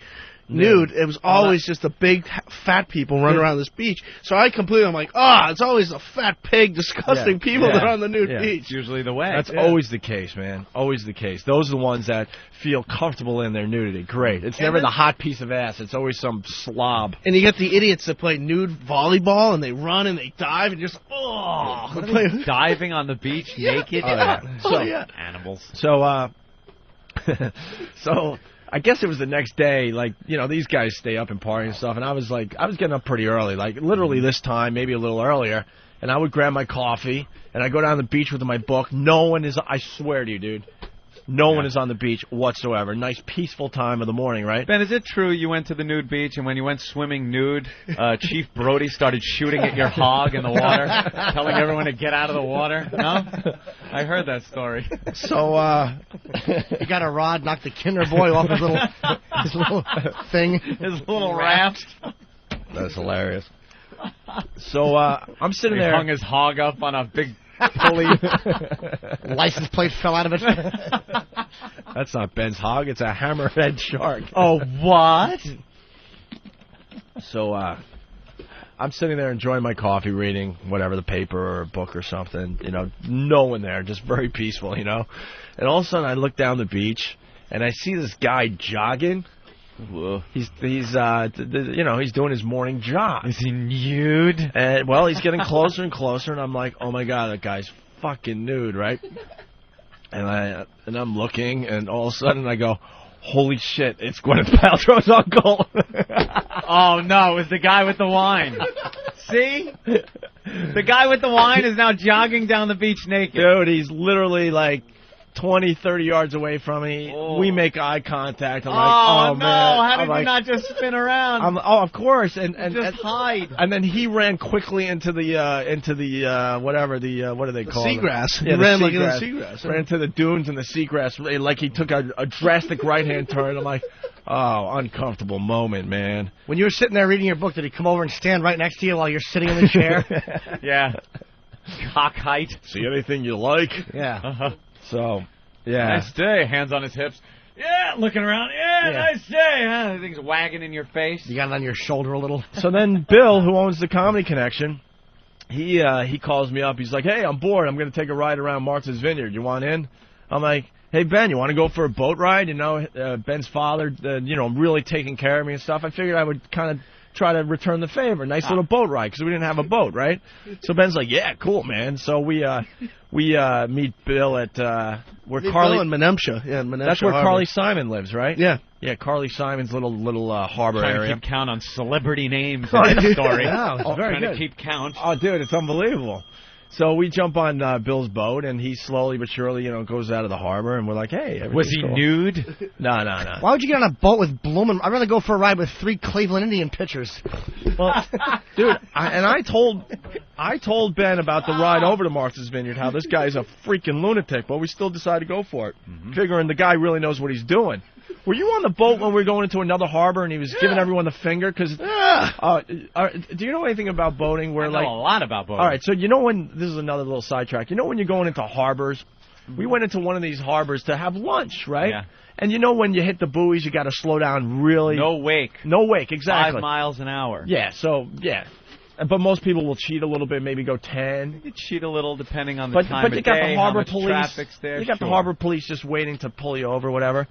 Bill Blumenreich, we were flying into this harbor, dude. How fast? Be honest. Real fast. Probably. We were going 30, 40 miles an hour out on the. He didn't really slow down. He cut people off. If you do 10, you're going to get yelled at. Yeah. So we're heading toward the first buoy, and that starts the harbor, and there's boats coming in all directions, and you're just sitting in the back like, oh my God, he's trying to race this guy to the buoy. He's not going to slow down. Boy. So like Ben says, he's cutting people off and stuff, and he's still going pretty fast. Well, if you want to go fast after you get through the buoy, you don't want to get stuck behind somebody. Right. So you got to get through there if you see the slowpokes. Yeah. So now there's people coming out of the harbor.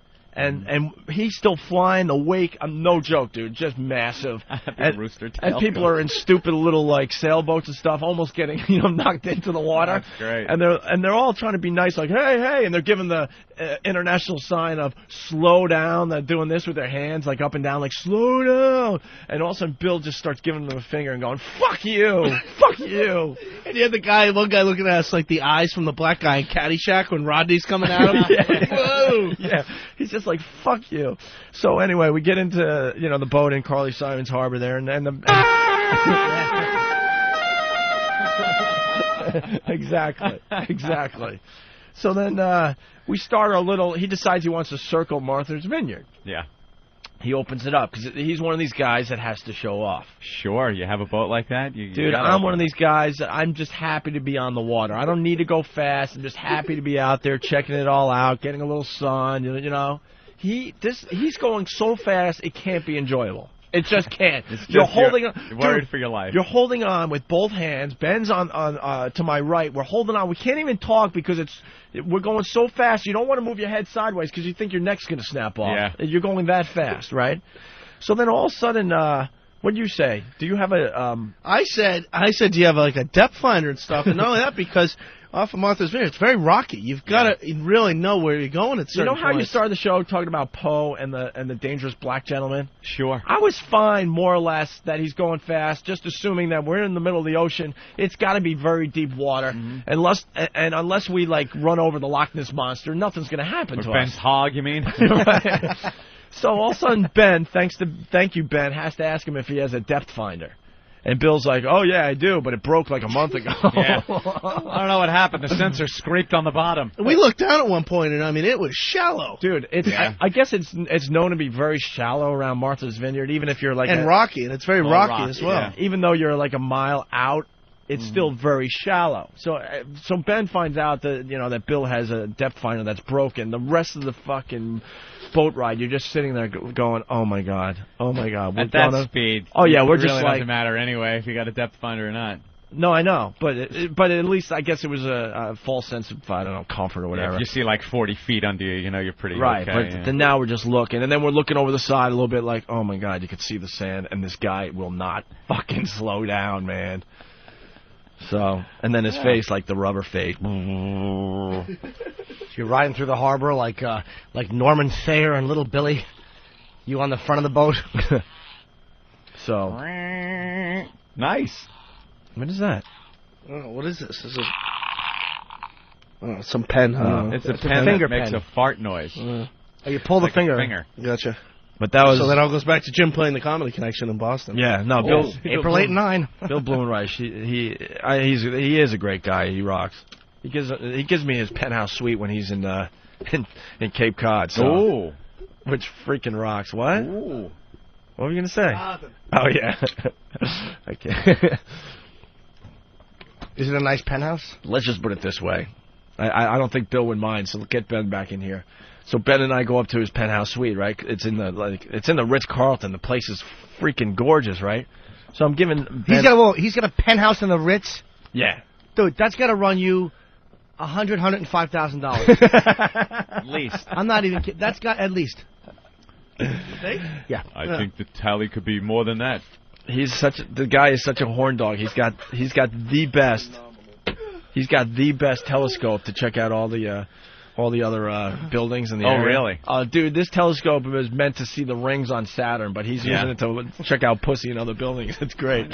So I'm giving, I'm there alone because, like, in the summer, he's in Cape Cod, and, we're friends, and, we've helped him out over the years. So he returns the favor by letting me stay in his place when he's not there, when I'm in Boston sometimes. So Ben comes up. I go, Ben, you got to check out his place, right? So we're walking around and stuff, and we notice that he has the Magnum extra large. What is the like? Were you snooping? No, they were lying out next to the bed. They were just lying out. Ugh. We're not snoopers. Did you sleep in that bed? No. I got my own room and everything. Wait, you did? No, was it used and under the bed and you picked it up? Hey, this looks like a Magnum. Let me blow into it and see how big it gets. Dude, he has to have a horse cock, man. They were like, let's get him on the phone and ask him. They were like, what are they? They were Magnum something else, like Magnum, like extra strength, extra. I don't know, something. Pretty much the biggest condom you could buy. The ones you wish you could buy when you're buying condoms. What nationality is that? Is Bill? I don't know, man. These were just horse condoms, though. Me and Ben giggled like little schoolgirls after we found that. He probably doesn't fucking him. He probably just stuffs cash from the Comedy Connection and takes it to the bank. Apparently. Wow. Guy's got a lot of cake. So anyway, that's yeah. He has a penthouse and it's got more than one bedroom. Is what you're saying? Oh yeah. Okay. No, it's unbelievable. Actually, how's the view? Unbelievable. Really? Because he's on like the 30-something floor. I have a hard enough time sleeping in someone's guest room. Never mind, like Dude, their bed. this is better than a hotel, man. I mean, it's unbelievable. Nothing's better than a hotel. No, I'm telling you. Penthouse you know why? Ritz? Because it's in the Ritz, so you get the maid service and Oh, everything you get else. the maid service and stuff? And you can get room service if you want. So And he it's- wasn't there? No, so it's like All right, then it's just a hotel room. So it's like a hotel room, but it's someone's place. It's a lot nicer. You know, it's decorated That's nice and cool. stuff. You just tend to do stuff that I would never do, like what you stayed at Bob's house, our agent. Yeah, well, that's Like, oh, well, I lived out there for like a month and a half when we got fired. I could never. So I lived upstairs. Yeah. Oh, why? That would be fun. No, it isn't. Dude, it was like a place to just drop my stuff because then I was going to Vegas. I went to San Diego, went up to San Francisco to see Norton. Yeah, but and then I come back to L.A. as my little home base. Like sleeping in other people's But houses. dude, I was out there for a month and a Annoys half. me. I wasn't going to get a hotel for a month and a half. No? I get the whole upstairs. It's good. And then his little Mexican lady does all my laundry for me. This Mexican lady That he doesn't tip, so he owns a Mexican. I don't know, some lady. It's great though. Like she knows she's doing my laundry. And Bob's like, don't give her any money. I'm like, screw that, man. This is a nice luxury. So she would come up to my room every day, like looking around for laundry. I'm like, yeah. And then I'd give her like, just $5, and this lady would freak out, like, thank you. You know, you could have gotten for 20. Yeah, should have left 20 in your undershorts. Bleached underwear and a full release. Did I tell you about my trip to? Speaking of Bill Blumenreich, another time. I think it was the same trip. I think I was out there for a couple days. He goes, "Hey, dude, you want to hang out and go drinking with my friend?" And his daughter was with us too and stuff. I'm like, "Yeah, sure." So he doesn't tell me his friend is the guy that's pretty much in charge of the Big Dig in Boston. Oh, is that a celebrity? Well, his name's on all the construction stuff up there. Really? I forgot his name, but a really, really nice guy. John Deere? So we take, Caterpillar. So we take this ride out, out to the further out on Cape Cod. And all of a sudden the road ends and we're at a beach. And I'm like, well, where are we going? We're going to do dinner, hang out, have drinks, and just have a good old time, right? So he goes, oh, you see that island out there? I go, yeah. There's an island probably, I don't know, maybe a mile offshore. Pretty big island, dude. Pretty big. Probably the island's probably a mile by maybe a mile by mile. Mm-hmm. Nice square mile island, okay? Perfectly square island. Yeah, there you go. Exactly. So all of a sudden I'm like, dude, where are we going? He goes, you see that island out there? We're going there. I'm like, really? He goes, yeah. And I go, well, how are we supposed to get there? He goes, you see that car? And at this point, I see a car on the island. I go, yeah. He goes, that's him. He's coming to pick us up. Really? Dude, I lived the James Bond movie. I'm like, get the F out of here, right? I see the car a mile away, comes down to the shore of its island, and then just pops in the water. He has one of those freaking... Oh, one of the boat cars? He has one of those boat cars. A boat car. And he chugs over to where we are, and all of a sudden just rides right up on the beach and goes, hey, nice to meet you. I heard a lot about you and Anthony. Used to listen to our show and everything, this guy. He's massively huge in Boston. Wow. One of the richest guys in all of Massachusetts, whatever, right? Dude, a car like that's got to run you $15,000. At least. And it was old, too, because I guess they don't make many of these anymore, and he has two of them or something like that. It was a convertible. It's got the little propeller out the back. It's crazy. So he picks us up, and then, and then we're towing back to his island, his private island that he just bought from... Well, he didn't buy. He's leasing from the state of Massachusetts. For the next, 100 years, it'll be in his family or something. Huh. And, these old people used to live there. Well, they still live there because he didn't want to kick them out because they're, in their 90s or something. And so... I heard Don owned one of those cars and backed over a trout. So then we tool across the water onto this guy's private island. We're going to miss little Trouty. Right. And the island is the one market he's successful in. 1 mile by 1 mile. This guy has so much money. We get up on to the house that he was pretty much, just tearing down to build some kind of mansion or something. And then he had some kind of beekeeper guy. One of his help is this guy that... And the beekeeper was Tom Selleck. No? So we get up to the main house, which is at the top of the island or whatever. It was like Fantasy Island or something. It was crazy. And all of a sudden, this guy that works for him is in a full bee outfit. Like, dude, this isn't dressed as a bee or a beekeeper outfit? Oh, yeah. He was in a bee outfit. Yeah, It really was crazy. It sounds like a Clay Shaw, David Ferry type of party. It was. He was dressed as a beekeeper. They're all wearing white makeup, painted gold. He was dressed as a beekeeper, and he's also one of the help. There was help all over the place. By the way, this isn't the drugs, taking over today. This all happened. So, all of a sudden, we're sitting around, and the beekeeper comes and gives this dude, wine that I guess we're going to drink. And these bottles were so freaking old, it wasn't even funny, right? And all of a sudden, I asked Bill, I'm like, Bill, why is that guy dressed like a beekeeper? He goes, oh, his job is to destroy all the mosquitoes on the island. Ooh. His job was to get rid of all mosquitoes and bugs that bite you on the island. And I guess they came up with some kind of invention with these huge drums with some kind of chemical that forces these the mosquitoes and these bugs. Oh, and the black flies or the green flies, the ones that really they sting. Bite you when you're trying to lay on the beach. Yeah. So they came up with these inventions. And bit Ben's hog once, and it swelled up, and I don't even want to talk about 5,000 times. They had drums all over the island, and with these chemicals or whatever. The flies and the mosquitoes would go into the barrel, and then they would die because they can't come back out. Aww. Fly goes into the barrel. Dude, the guy was showing me how many mosquitoes and flies these inventions were killing. It was unbelievable. It was unbelievable. He was attempting to eradicate all bug life on this island. I heard you actually tried to claim half credit for inventing that barrel with the chemical, and then he called up some hack journalist and said no, he had invented the bug-killing barrel. Is that true? Well, yeah, you got me now, bro. That sounds like a fun trip, though. I mean, looking at bugs with a guy in a horse cock, that sounds like a great time. Nude faggots with wine bottles running down the beach? No. Now you're confusing all the stories here. Blumenreich swinging his cock and killing bugs and deer and antelope. And then he had like flying cars.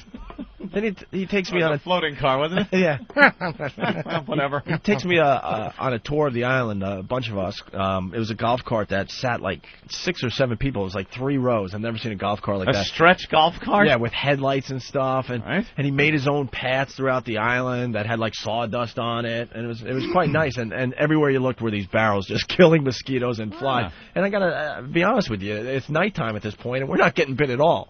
So the beekeeper's doing his job. And then, why would a beekeeper be hired to kill mosquitoes? Well, he wasn't just. Oh, he was just wearing the so he wouldn't get stung. Outfit? Yeah. So he wouldn't get stung, And then he's showing me where he's gonna, put in a 3-hole golf course. I mean, it was just insane how much money this guy has. And then we go back to the house, and all of a sudden the wine is on the table, and the guy goes, "You like wine?" And I go, yeah, and Bill's like, yeah. Ooh. And all of a sudden he starts opening the bottle of wine, and the cork breaks or something. So he goes, damn it, I got to get another bottle opener or whatever. So at that point, you want to join me? His hot wife and the hot nannies were all over the place too. But that's another story. Was there any security on the island? There was, right? There seemed to be guys on the perimeter. Let's just put it that way. Walking the perimeter? I don't want to acknowledge that. It seemed like there was something going on there. Okay. It was a day I'll never forget. So then he goes into the kitchen, and Bill Blumenreich looks at me and gives me a look and goes, "Oh my God!" I'm like, "What?" He goes, "That's 1982 Chateau Lafite or something like that." Something really good. Yeah, and I go, "Well, so?" He's like, "So that would cost you at least $1,200 to $1,500 a bottle in a liquor store. You can't even buy this in a restaurant." I'm like, really? He's like, and the label is falling off the thing. So the guy comes back, he finally opens the bottle, and you think it's a nice bottle of wine, right? You're going to enjoy it. It was the nicest glass of wine I've ever had in my life, and ever will, I guess. And we went through 2 bottles, and the guy whose house it is, he's just chugging it like it's a box of wine. Really? He doesn't even understand why this wine's so good. He just knows he's rich and he's going to drink really good wine. And then there was machine gun fire through the window of their bedroom. Comes out, the security guys are walking around. So where my wife sleeps, where Ben comes to play with his hog. So then we're just sitting out there in the middle of the island, looking over Cape Cod and the stars and stuff, drinking this crazy wine. And the guy's like a huge fan of the show, thought we were really funny when we were up in Boston, was bummed that we did what we did, and then it was time for dinner, and I don't know, he got his wife and the nannies, and then he made multiple trips back to the mainland in this boat, even though we were all hammered. In his boat car? In his boat car, to get back in our cars to go to a nice restaurant on Cape Cod. I never have these nights like this with bottles of wine and looking at the stars and never. Doesn't happen. It was awesome, though. My nights are not like that either. My nights are spent hanging in a restaurant over a Comedy Cellar in the Village with fucking awful Bob Kelly and trying to theorize on things, and I look for fucking prostitutes that have female genitalia. That's my evening. That's mine is point and click. That's me. Mouse in hand. Dude, no bottle of wine. No wine glass in my hand. It's a mouse. When we got fired, I just decided to be, I don't know, an adventurer. I was just wandering around the country. I don't like this. I don't hear about a lot of chicks in this story. This bothers me. Just three men enjoying some wine on an island. Look, I know Opie probably as good as anybody. And I know there's no funny business going on. But your stories conjure up an image every time. You know why? Because I'm honest. Because it's always this shit happens, and I'm being honest. I got you. I could have made the nude beach story sound better. That there was a group of women also on the beach naked over here, and then I saw the guy. No, I'm telling you exactly what happened. I understand. You don't have to sell me. I'm telling you exactly what happened. It's just it's reflected in instant feedback and everything. The stories just conjure an image of hanging with men and drinking wine. Sipping. It's usually sipping wine with a man. I know. It wasn't just... I mean, his wife was there and a nanny that didn't speak English. Nanny hot? Yeah, actually really hot. There was a couple of them. Why would a wife... I think he had 2 or 3 kids. Have a hot nanny, because the guy always goes after the hot nanny. His wife was like... some old actress. I didn't recognize her. One of the hottest women I've ever seen in my life. She was an old actress, though? Not even old. I shouldn't say an old actress because she was very, very young. Yeah. But she was acting. She was an actor and decided, screw that. I'll marry a billionaire, I guess. Is he a billionaire? Oh, my God. The guy's really cool, and she was really, really nice. And they had 2 or 3 kids, and each kid had a separate nanny. So it was like a whole thing going on. You're a kid with a servant. Jesus. Separate nannies. Wow. Really hot wife that was easily 20 years younger than him, easily, and the beekeeper, and then other the bug guy, and then other guys on the perimeter. Let's just say guys. Yeah, taking care of business. Yeah, dude. I tell the stories how they happen. Jeez. What can I tell you? I understand. Did Bloomerake have like a knapsack with a condom in it? Condom was a knapsack. Keeps his stuff in it when he needs it. His fag bag. Stretch it on over. All right, I don't know what we're going to do there, but... Now I'm going to try to check out his package when I see him. When Ben and I saw the Magnum condoms on the dresser or whatever, we laughed ourselves. Well, Ben was laughing for different reasons than you are. Ben's like, I tried one of those, and I had to sew 2 together. All right, why don't we take a break? Did the guy you were staying with make his man helper wipe your ass with his sleeve? Is there a Ramon? Ramon, kill these mosquitoes. All right. Hey, Francine's here. She's going to do the news for us today. Yes. Nice. Also, I got a little blast from the past that we just found. Tool bag saying, that's a 1986 Java log. You can't even find these on Christopher Street. They just... that's all right. They just come in one after another. It's all right. It's okay. Was there a midget standing on shore saying, hey, boss, the Opie, the Opie? Yeah, I really felt... I mean, the guy owns his own island. It was crazy. It was unbelievable.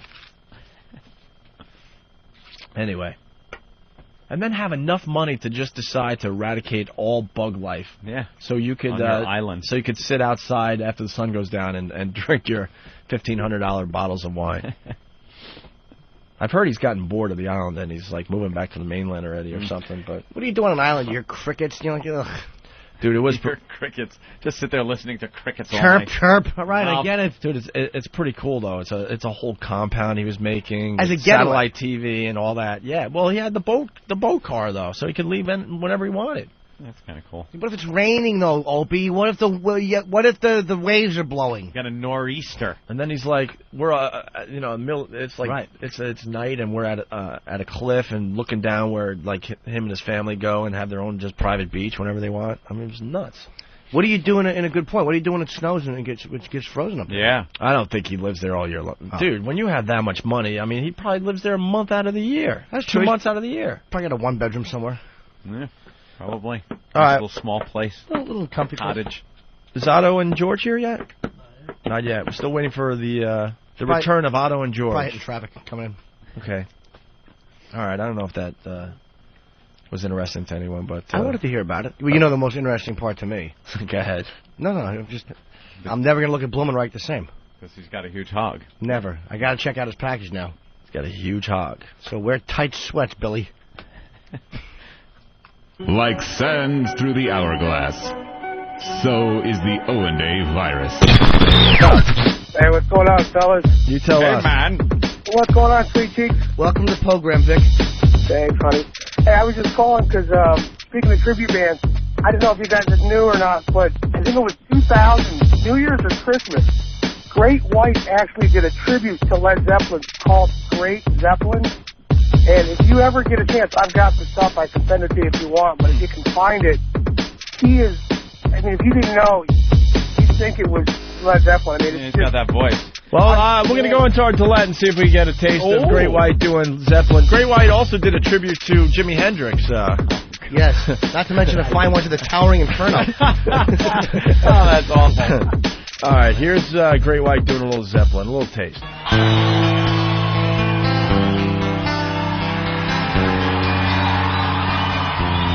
Better than Robert Plant ever could sing this song, by the way.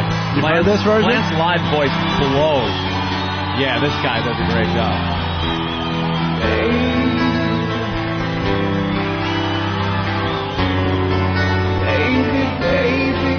I'm gonna leave you. Hits every note. I said, baby,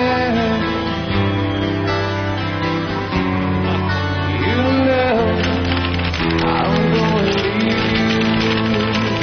The door is locked. The door is locked. I'll leave you in the summertime. Leave you when the summer comes rolling. Leave you when the summer comes along.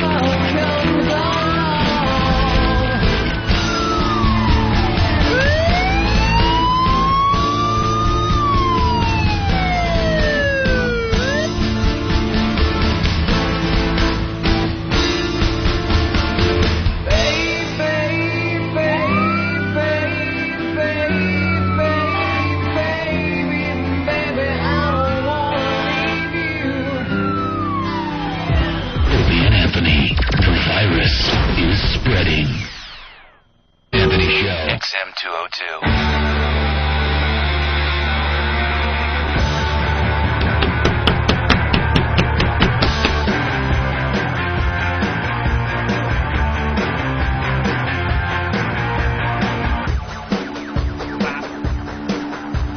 And we're back with the Opie and Anthony program. We're going to get Francine in here in a few minutes. Stalker Patty's outside the studio. Why?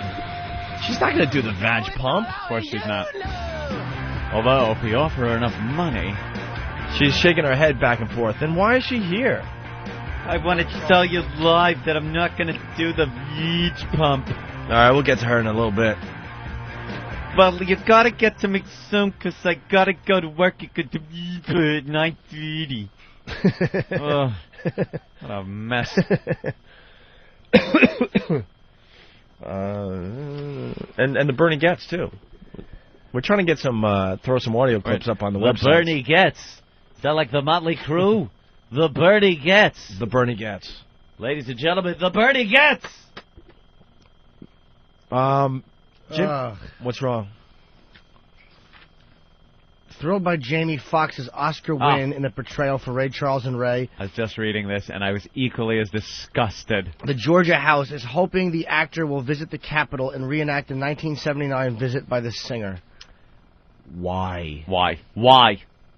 He's Jamie Foxx. He's not Ray Charles. The only hope I have left in this whole situation is that this never goes away, and at some point Jamie Foxx blows his brains out of his head because everyone thinks of him as Ray Charles.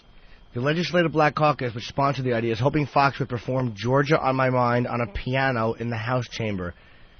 And then maybe Val Kilmer can come up and sing "People Are Strange," and have about like Woody Harrelson to come over and have his wife die of AIDS in a bathtub. You assholes! He's not the real guy. It's a role. Even Jamie Foxx has moved on at this point. As soon as he won that Oscar, he's like, "Thank God, I don't have to talk about Ray Charles anymore." Good. You know something? He's on to his next role. Let him keep talking about it. Let people keep calling him Ray Charles. I love when these actors and actresses, they do a particular role, and then they feel like they have to be experts on that subject until the movie is out, and then either does well or bombs, and then they move on to the next thing, and they could care less about the plight of this person they just played. You know how sick of Ray Charles he's probably getting? Where it's like everyone that talks to him, every interview he does, so tell me about Ray and what you... Oh, you know something? He's just going to be like, you know something? Fuck Ray Charles. He's dead. By the way, I don't know if you're aware, but coming up soon, Denzel Washington will be speaking at the Audubon Ballroom in Harlem. He's not the real guy, you Georgia idiots. Who cares? Fantastic. What do you expect from Georgia, though? Yeah. I felt so bad for Tom Cruise, though, when he was paralyzed in Vietnam. I mean, it really was sad to see. And he still rolls around in a wheelchair. Yeah. Big fucking penis! And Tom Cruise cared about Vietnam for about a year. And now he doesn't want to be bothered with Vietnam questions. He's moved on. They become spokesmen for the role to promote the movie, and then they just forget about it. Tom Hanks did the AIDS thing for a while. You think Tom Hanks wants... to talk about AIDS anymore? No. But when it meant, more people going to see Philadelphia, of course, he'll talk his brains out about it. When actresses get up there and they start preaching about their role, and, yes, my character, she taught me so much. You're playing a character. She didn't teach you shit. Yeah. It's you doing a character. She's very sensitive and emotional, and I learned so much from her. Well, you schizo. You learn nothing. It's you, idiot. And then they push the cause. I'm working on AIDS and stuff because of the role to promote the movie. And then, they just forget about it. Remember when everyone wore the AIDS ribbon? Yeah. Everywhere they went, there were red AIDS ribbons. What happened? Right. Was it cured? No. Did we find a cure? What happened? It was trendy. They realized that the ribbon was red, just like the blood that was infecting everyone, and that might be a problem. It was trendy. You know who I want to see learn from his role? Anthony Hopkins. I want to see him bite a nurse's face without his heartbeat going over. That would make me very happy. I learned a lot about committing murders and having 6 fingers on each hand, like the book says. And the guy in the cell next to him learned how to throw jizz at a girl's face. Sure. Why not? I can smell your wife, Frida.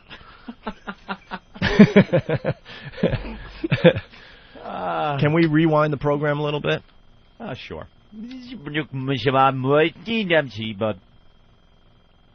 Well, I need to rewind a little bit more. There's a laugh going on there somewhere. I found the Don audio when he called our radio show. We brought this up earlier. Anybody want to set it up? Mm-hmm. Well, you brought it up, actually, that he called the radio program. One day on the Opie and Anthony program, there was such a dislike between the two shows when Don and Mike were in Manhattan, and they were on NEW along with this show. And the tension came from, I think the only people that knew they were on NEW were the people on this show and 4 other people, because they got no ratings. I'll tell you why there was a dislike, by the way. Yes. Don and Mike were shoved down our throats. We had a big part in the shows on WNEW for the most part. Yeah. We loved Ron and Fez and Scott Farrell. Holy crap. Wow, you had a mental block? I almost mispronounced his name there. And Don and Mike, they had some weird thing with their contract and stuff, and they were forced down our throats, and we knew they didn't have what it took to do New York radio. Simple as that. We just knew. And they proved us right by failing miserably. And then they failed in Philly, because then, they were forced to be thrown on a radio station in Philly as well, because of some kind of weird contract they had. Yeah. So they failed in New York, they failed in Philly, which was just a nightmare for us, because we were trying to build something, We were trying to build this talk show lineup that could go into a lot of these big markets. A buffo lineup. Right. We needed. So, right off the bat, we're like, ugh. Yeah. Same with Tom Leykis. We knew he'd fail in New York. He was a failure as well. Yeah, but these guys were shoved down our throats, and in the beginning we tried to be nice. Promote them and be nice and everything. But then we realized, what a waste of time. So we spoke our minds like we do on a regular basis, and he didn't like that too much. So then we were on in Washington as well, where he's really big, And we were doing very well in his old slot because we kicked him out of afternoon drive. Yeah. He had to take middays. That's how much confidence the company had in his show. And that's how they got. That's when they got really pissed So off. the afternoon ratings went down, but we still were number one. And that's all that matters in this business, to be number one in certain demos, so then they could sell that demo and make a lot of money for the company, right? But Don couldn't take it that we kicked him out of his slot in Washington. And, we were making fun of him once again, and he couldn't take it that he called the program. Well, then they got really bad blood. Everybody laid off for a little while, and I think they piped up and said something smart. And, of course, we were just smashing his fat face. Right. And he got so mad listening and obsessed as he was, he actually called in. Anthony and I mean, love us or hate us, we know how to get under people's skin. Oh. Say what you want about me on the Internet, to your friends. I don't really care. Nasty. I don't really care. The fact is, I gave up reading message boards a long time ago. Why? Because there's just most of them are just looking for things that are wrong with the program. There's a lot of cool people and stuff, but I'll scan Whackbag. The few can really ruin it for everybody. I'll scan Whackbag. I'll scan opieanthony.net. I understand why those sites are very important to our show, but when people start getting picky and stuff, I'm like, all right, well, I'm not reading that thread. I know what this is about, whatever. But Ant and I know how to get under people's skin. Simple as that. I mean, ask Howard. Ask Howard. He couldn't take our abuse. So anyway, we were getting under his skin so bad that he had to call the radio program, right? Yes. And it's like almost like flirting with a girl at work. The doctor grabbing the tits, that's the level of desperation that was. You just couldn't take it anymore. You don't call into a rival radio show. All you're doing is setting yourself up to be smashed harder. You cannot succeed. And they were just crucifying this fatso. We were just trashing him. And he broke down and called in. Yeah. Very angry. Yeah. But he couldn't bully like he does in his own little studio. No one gives a shit about him on this show. And here's the exchange. To talk to me on air. Yeah, sure. Bye-bye, Don. Bye-bye. It was a good shot, though, Don. Oh, what? Now you don't want to discuss it? Sure. There's nothing to discuss. Sure, let's discuss it. Let's discuss your ratings on WJFK in my home market. Absolutely, Don. Let's do it. Fine. How's it feel to be in 14th place? Not bad at all. We're still building an audience. Are you really? Yes, hell yeah. Not from the numbers I'm looking at. Don, we are doing so much better than you are doing in New York. That's for sure. I don't dispute that, but I have the numbers in front of me from D.C. And about those New York numbers, why don't you be specific when you say you're number one in all male demographics? We are number one men 18 plus, number one men 18 to 49. That's what we were hired to do, yes. Yes, and what are the numbers? Who cares? We're number one. I don't have them in front of me. You say you're number one, 18 to 34? And plus, Don, are we number one men 18 plus in Washington, D.C. with this trend? Let me look, and I will tell you I know you're down. It doesn't matter. We number one men 18 plus in Washington, D.C. with the trend that which is not the goal. Yes, thank you. You're such a dick. Did your skateboard fall and hit the button? Thank you, Don. I'm not going to nitpick with a guy that's a complete loser in New York City. Failure.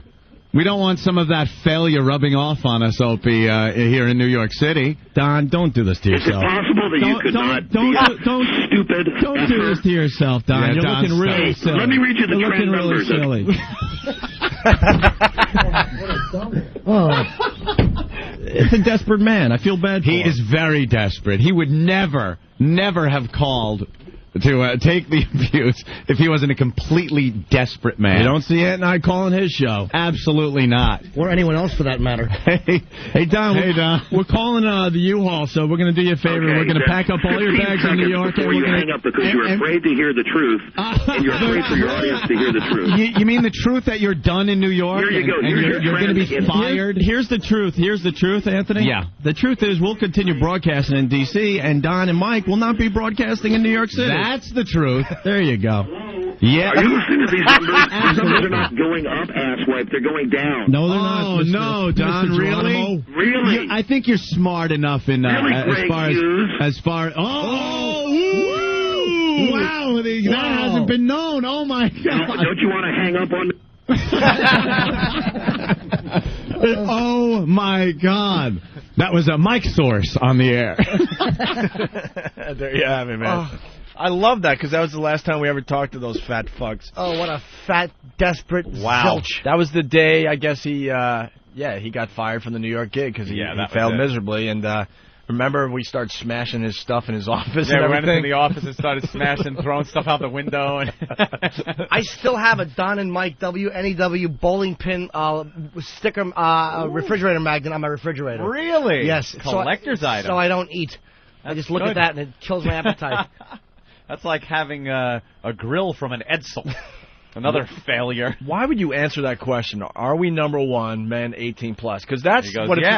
You know, we love that the ladies listen to us, but especially in commercial radio, we were hired to be just number one with men. Yep. Number one, men 18 to 49 to be, specific, and they didn't even really care about any other ratings. They just didn't care. Yep. They don't care. So he walked right into a freaking roundhouse. He should have just lied and said, no, you're number 4. Yeah, exactly. But he's dumb. Lie and say, no, you're not. Right. Then we would have kept him on the line because it's not good to leave like that. Yes, but that's not the goal. Click.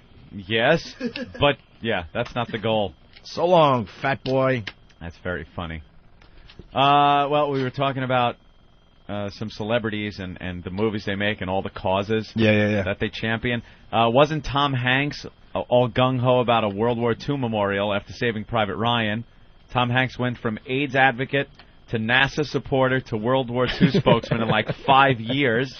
How about Julia Roberts doing Erin Brockovich? That's the one I was trying to remember, She talked that up for like a couple of years and then not even, dude. Gone. That was her. It's not a couple of years.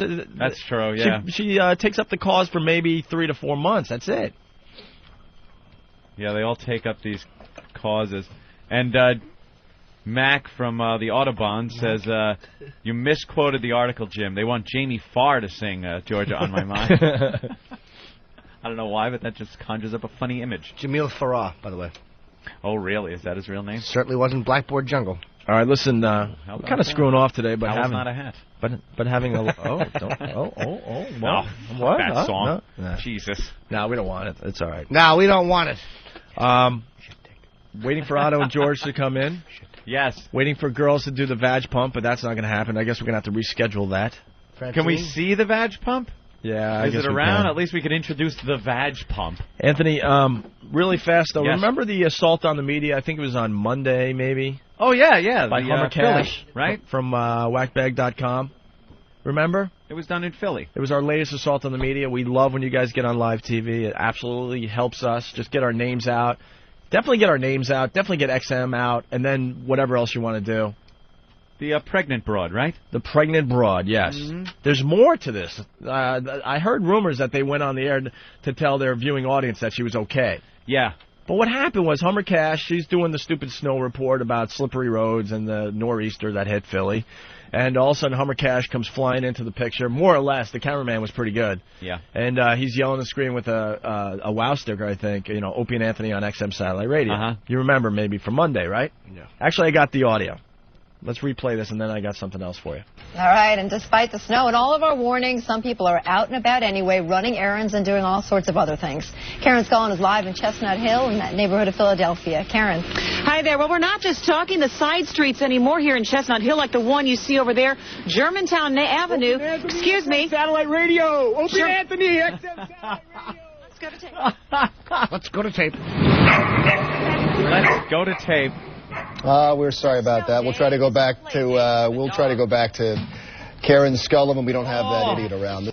When we don't have that idiot around. So we didn't hear that on Monday. Wow, they the cameraman was trying to keep his sign, his Opie and Anthony Wow sign, off TV. So he was moving the camera around a lot, and it almost made it look like there was a scuffle. Right. When the camera moves around a lot, it looks like a scuffle. Yeah. And the girl at that point was completely out of frame. So now all you're seeing is the ground and kind of the trees, and then they went to the tape of the story, and you didn't see the reporter anymore. Yeah. So I guess some rubes that were watching thought maybe she was injured because you saw the camera moving, the scuffle, and then didn't see her anymore. And that's not the case. Hummer Cash didn't do anything. And if you're going to do these assaults on the media, don't touch the reporter. Simple as that. But make a complete ass of yourself. Feel free to do that. You can make an ass of them, too. Just don't touch them. You can't don't touch them. All right? So it would be funny to go up to one of them as they're doing it, put your finger like an inch away from their ear and go, I'm not touching you, I'm not touching you, I'm not touching you.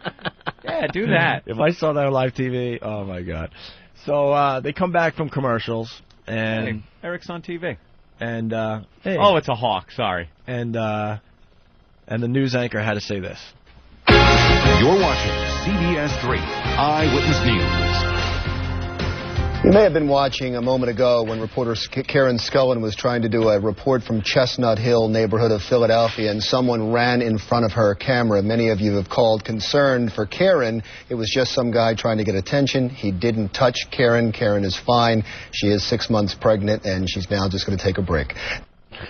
What the hell kind of phone calls are they getting there? She's not going to... Hi.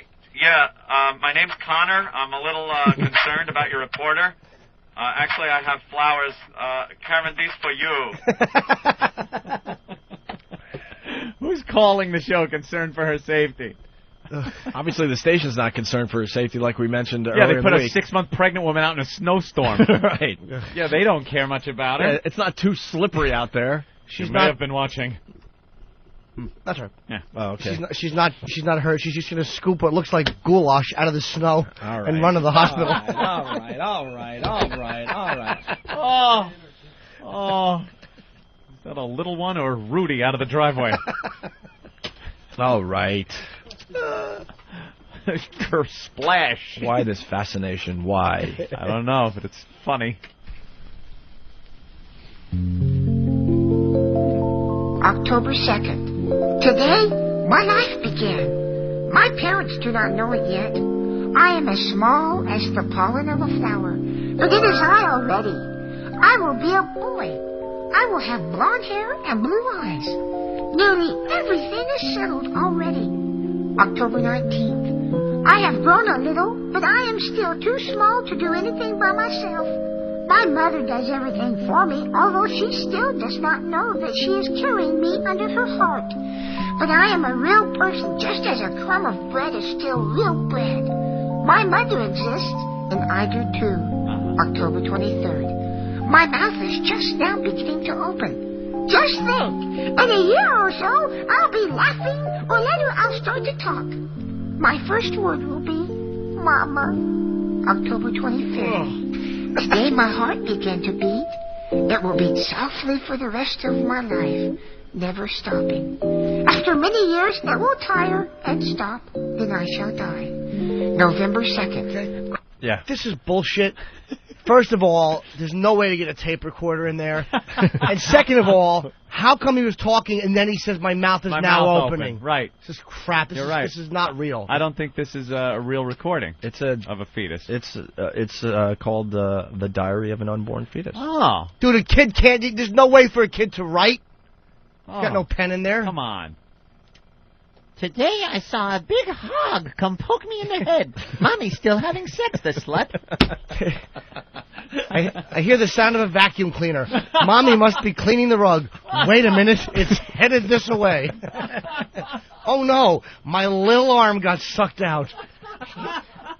Jim Abbott, here I come. My God, man. Trying to share with everybody. Today I'm going on a ride.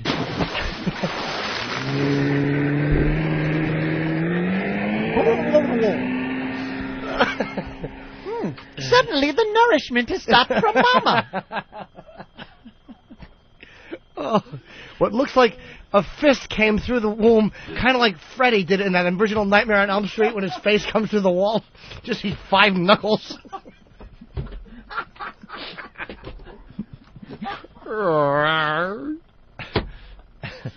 Oh. Can I continue? Oh. I am growing continually. My arms and legs are taking shape, but I must wait a long time before these tiny legs will raise me to my mother's arms. November 12th. Tiny fingers are beginning to form on my hands. How small they are. One day I'll stroke my mother's hair and tell her how nice she is.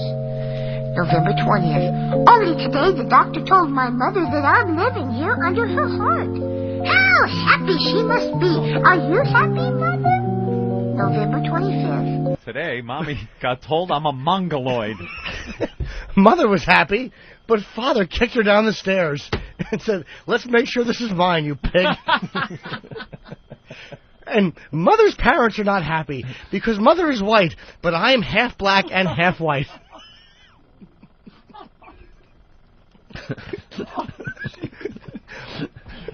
Mother's father in Do the Right Thing beat her and threw her out of the house for sleeping with Flipper. Oh. Are you insane? Mommy took thalidomide. I have arms like a seal.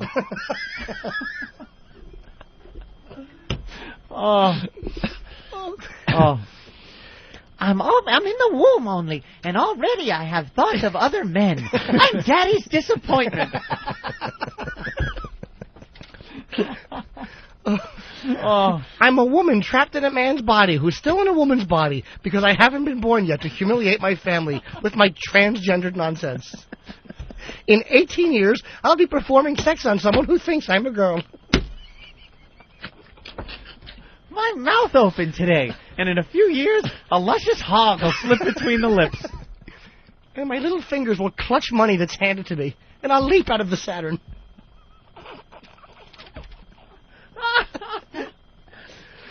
Can I continue? I'm sorry. Brought something to the program today, and nice. I like it. You make a mockery of it. November 25th. Today is Thanksgiving. My mother and father are probably thinking about a name for me. And they don't even know that I am a little boy.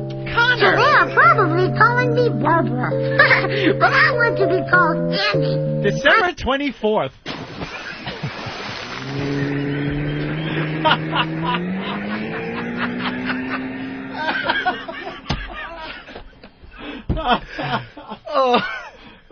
Funny every time. I am growing so big. December 10th. My hair is growing. It is as bright and shiny as the sun. I wonder what kind of hair my mother has. December 13th. My eyes are almost fully developed, although the lids are still shut. When Mother brings me into the world, it will be full of sunshine and overflowing with flowers. Unless my eyes don't work and I'm black, then Jamie Foxx will play me and annoy the whole country.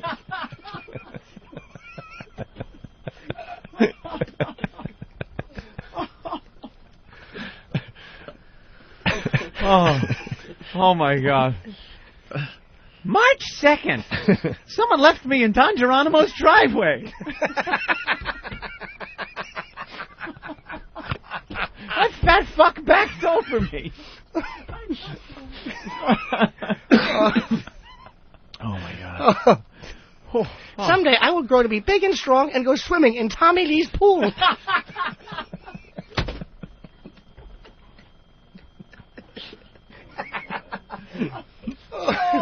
He'll be too busy giving hepatitis to a supermodel to rescue me.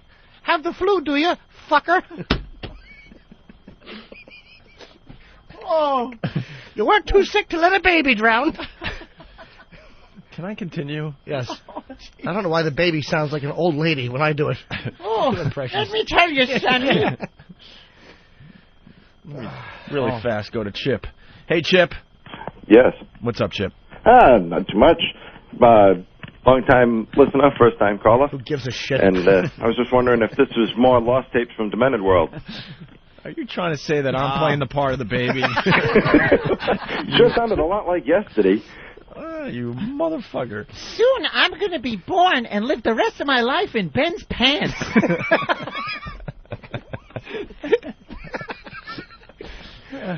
I have never seen a flower, you know, but more than anything, I want to see my mommy. How do you look, Mommy? December 24th. I wonder if my mother hears the delicate beat of my heart. Some children are born with sickly hearts, and then the gentle fingers of the doctor performs miracles to make them healthy. But my heart is healthy. It beats so evenly. Tap, tap, tap, tap. You shall have a healthy son, Mother. And then one day I'll be born, and Mama will bathe me and my 4 brothers and drown all of us.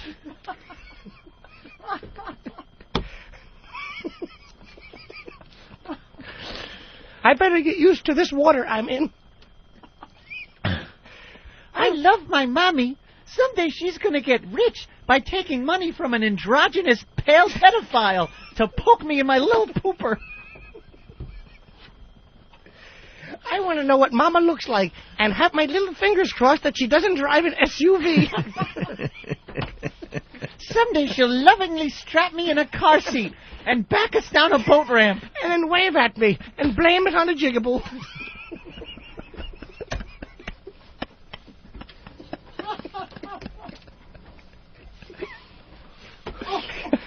And all of this hard work will be for naught. I'll wind up in Andrew Gore's living room in a jar.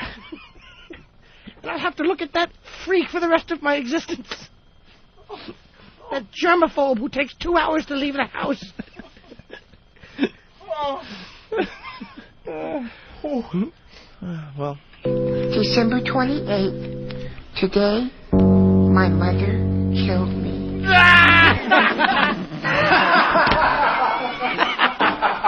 That's terrific. That's terrific.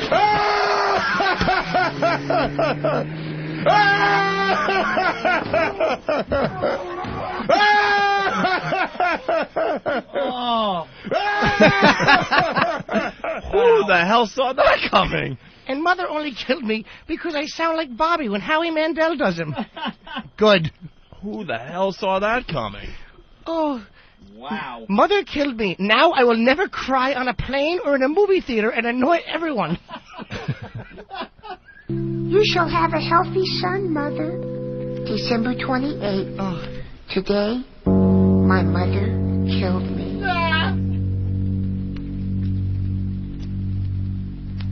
Is that how it ends? Oh, I know the point of this. Why did... No, there's a song? Yeah. There's a Why Did My Mommy Kill Me song? Yes. Too bad Mother didn't kill me before I thought of the lyrics to this awful song. I gotta hear him say my mommy killed me. Oh, you do? I don't know where that was. Right behind it. No. Oh my God! Opie! And then going into the song is great. Oh boy, I went too far. Opie! Oh boy. All right. But my heart is healthy. Yeah. It beats so evenly. Tap, tap, tap, tap. You shall have a healthy son, Mother. December 28th. Today, my mother killed me.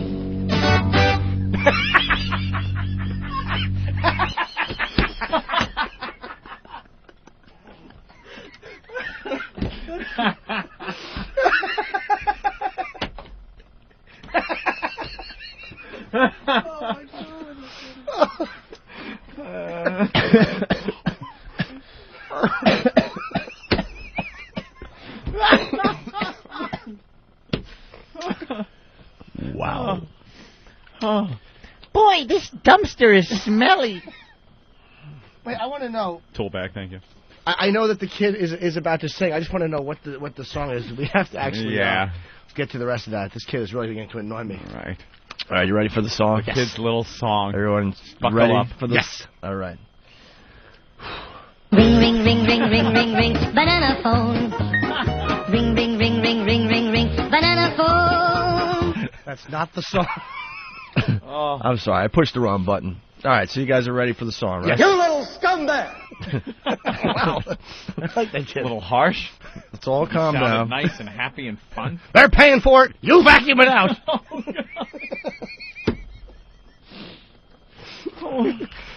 All right, everyone's ready for the song, right? I don't know. Oh my goodness. I got to rewind the tape. What's that? Some kind of thick joke? All right. All right, we're ready for the song, Yeah, Jimmy? let's hear the little I want to hear the song. little fetus in Yeah, it. what is it? All right, here it is. The internet is for porn. The internet is for porn. Me up all night plugging me porn to porn, porn, porn. That's not it. Wait a minute. All right, you ready for the song? Yeah. All right, here's the song.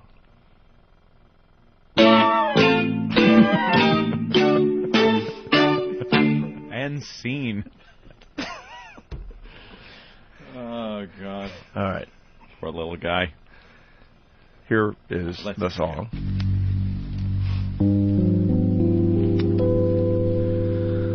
Why did you kill me?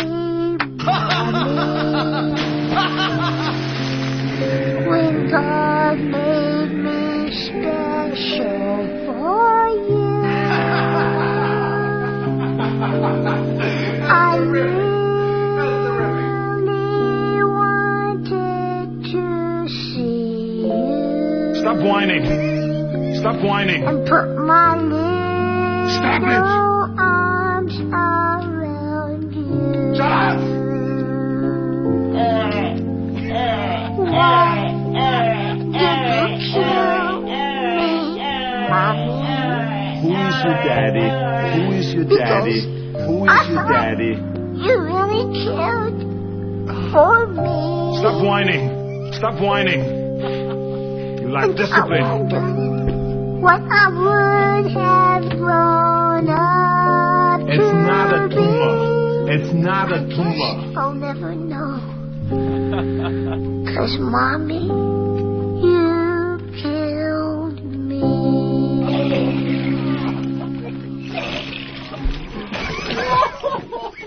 Shut up! Quiet. Stop it! Stop whining. Oh, Jesus. Yes, sir. Did he say my little arms are all goo? I don't know. I'll Couldn't have to have listen. said that. I'll have to listen on the replay. I don't know. Oh, what a number. Why did my mommy kill Who saw that coming? I know. Wow. Except for us. And how big is this girl's cunt that a whole band can get in there and just play for this kid? She's got a box like the Titanic. Kids being sucked out and the band plays on. You put your right arm in and the vacuum sucks it out.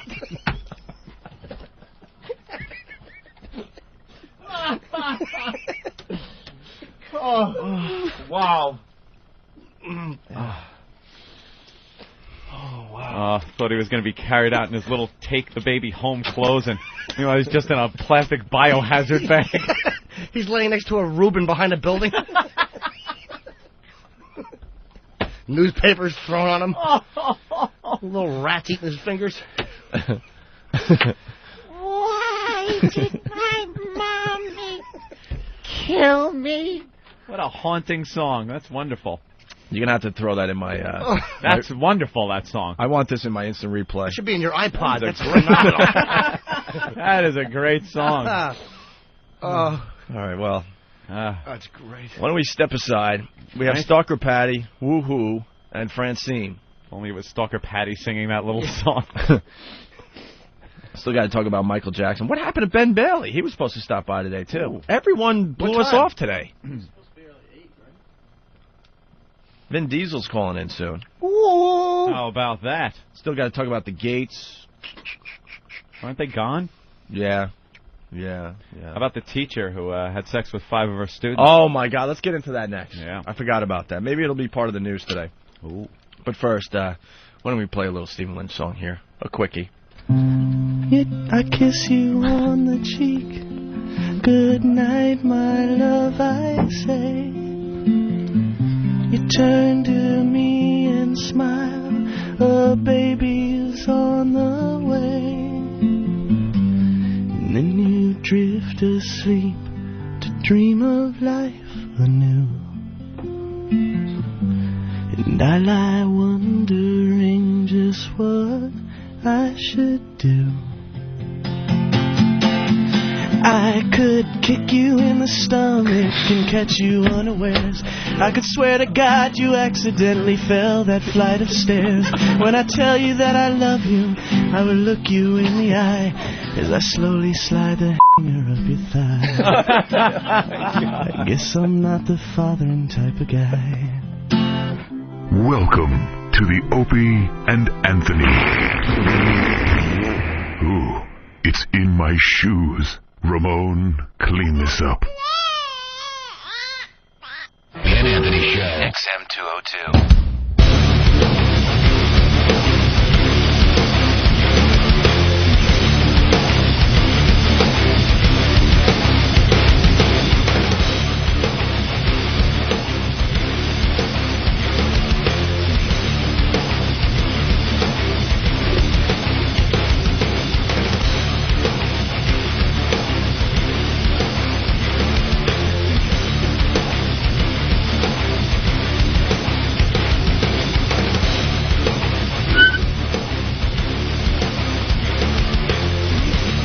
December 28th. Today I became tissue for stem cell research.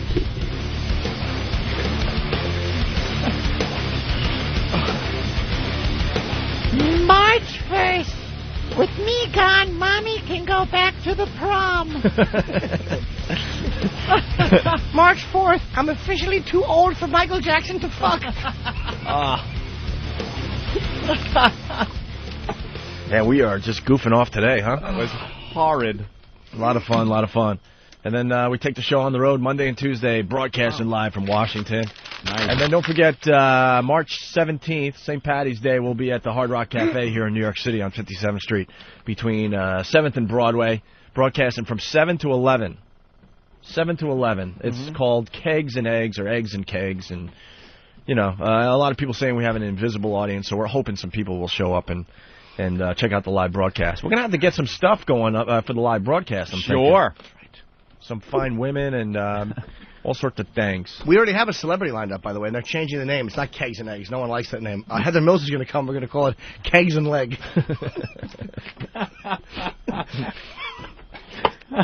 You've entered the silly zone. It happens from time to time. I'm tired, man. I'm sleeping 3 hours a night.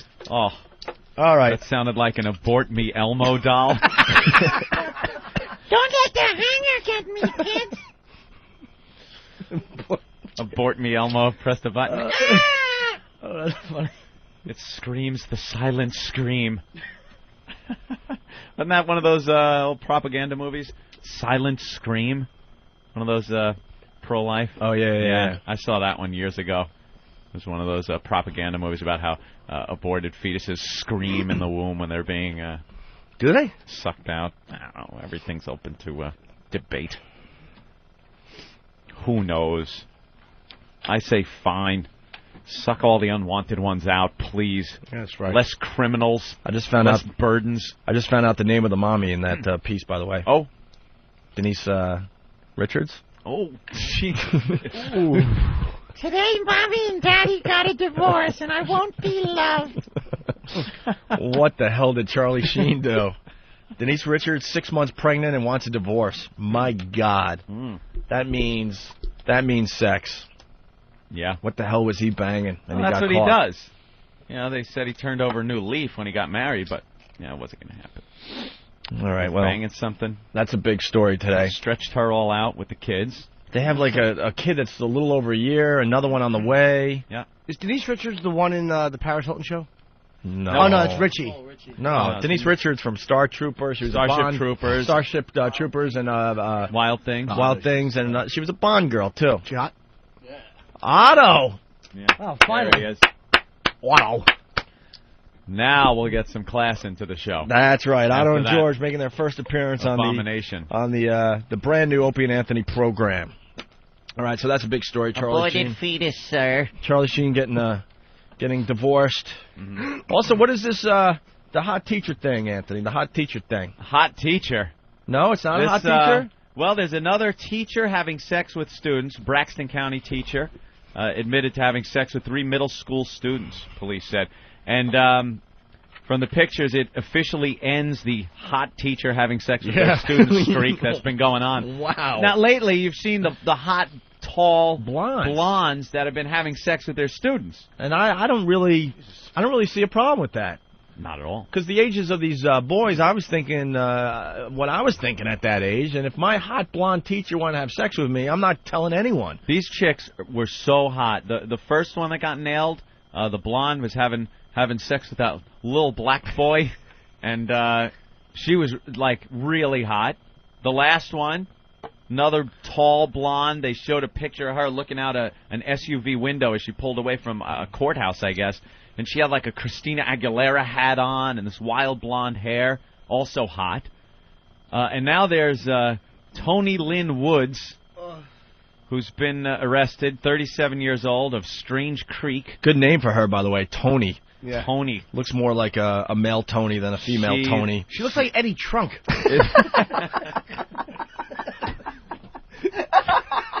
Wow, man.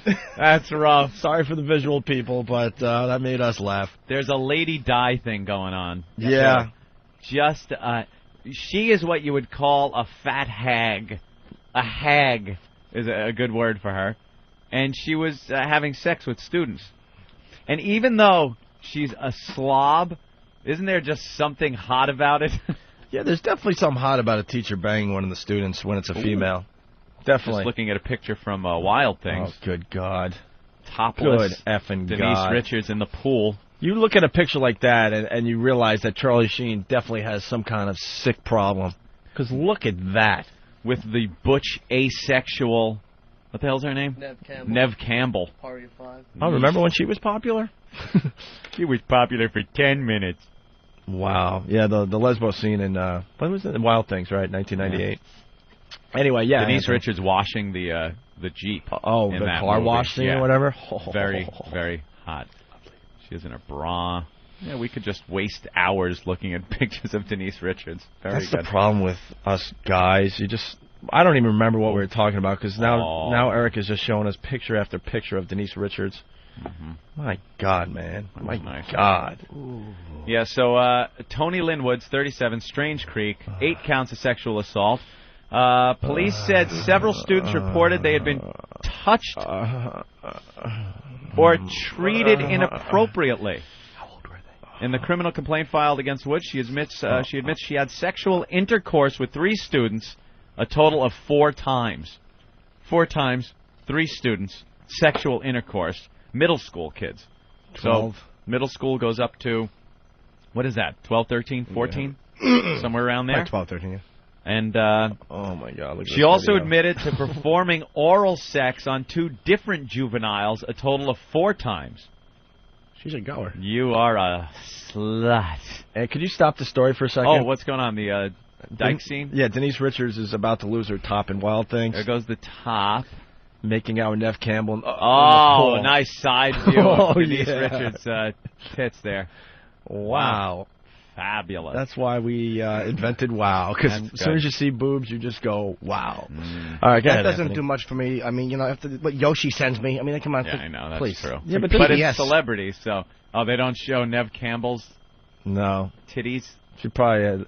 hers probably look like gravy stains. Yeah, she is not sexual at all. She has to have really bad boobs for them to, film this scene, making sure they don't show them. They show... The whole scene is her from the back. Right. That's pretty much it. Her pale back. So back to the teacher. Oh, yeah. Yeah, oral sex on 2 different juveniles, a total of 4 times. Imagine you're these students, it's 2 guys, and one of them gets a blowjob from this teacher and tells his friend, and then he goes and gets one. What story's going around? But what tattletales? Because obviously one of them ratted out, and she has been fired. And had to permanently surrender her teaching certificate. You know, it's weird. It's like a double standard, and I know you guys will joke or whatever, but you see that a female teacher is banging students. As a guy, you're like, wow, that's really, really hot. You know what I mean? Except for this pig, but yeah, exactly. But you're thinking all the fantasies you had when you first discovered that you pop boners and stuff, you know? And then you read the same stories of the older male teacher with the young, girl students, and then it's kind of like, oh, creepy. Dude, you're a creep. It's creepy. It's not the same thing. No, there's a double standard there, but that's what it is. That's life. There's another teacher that got fired recently. She had somehow her students got hold of her phone and checked out her pictures on her phone, and there was pictures of her nude and having sex and giving oral on the camera. And the students got a hold of her phone and were checking these pictures out. Some 27-year-old teacher. How hot is that? Those opportunities never came about in the olden days. And how did anyone find out about that? Again, the stupid students ratted her out. Went to an administrator and said, there's always some idiot. Some goody two-shoe character. Yeah. There's pictures of the teacher having sex. Yeah, so? And? What's the problem? You little faggot, go back to the classroom. Then the guidance counselor has to do something now. He's like, oh, God. Now we got tattletale. Yeah. And they were laughing. The administration has to sound all serious. Yes, we're investigating this. The teacher's been suspended pending an investigation. The students, we are offering counseling. Well, Sonny, who do you think took those pictures? Why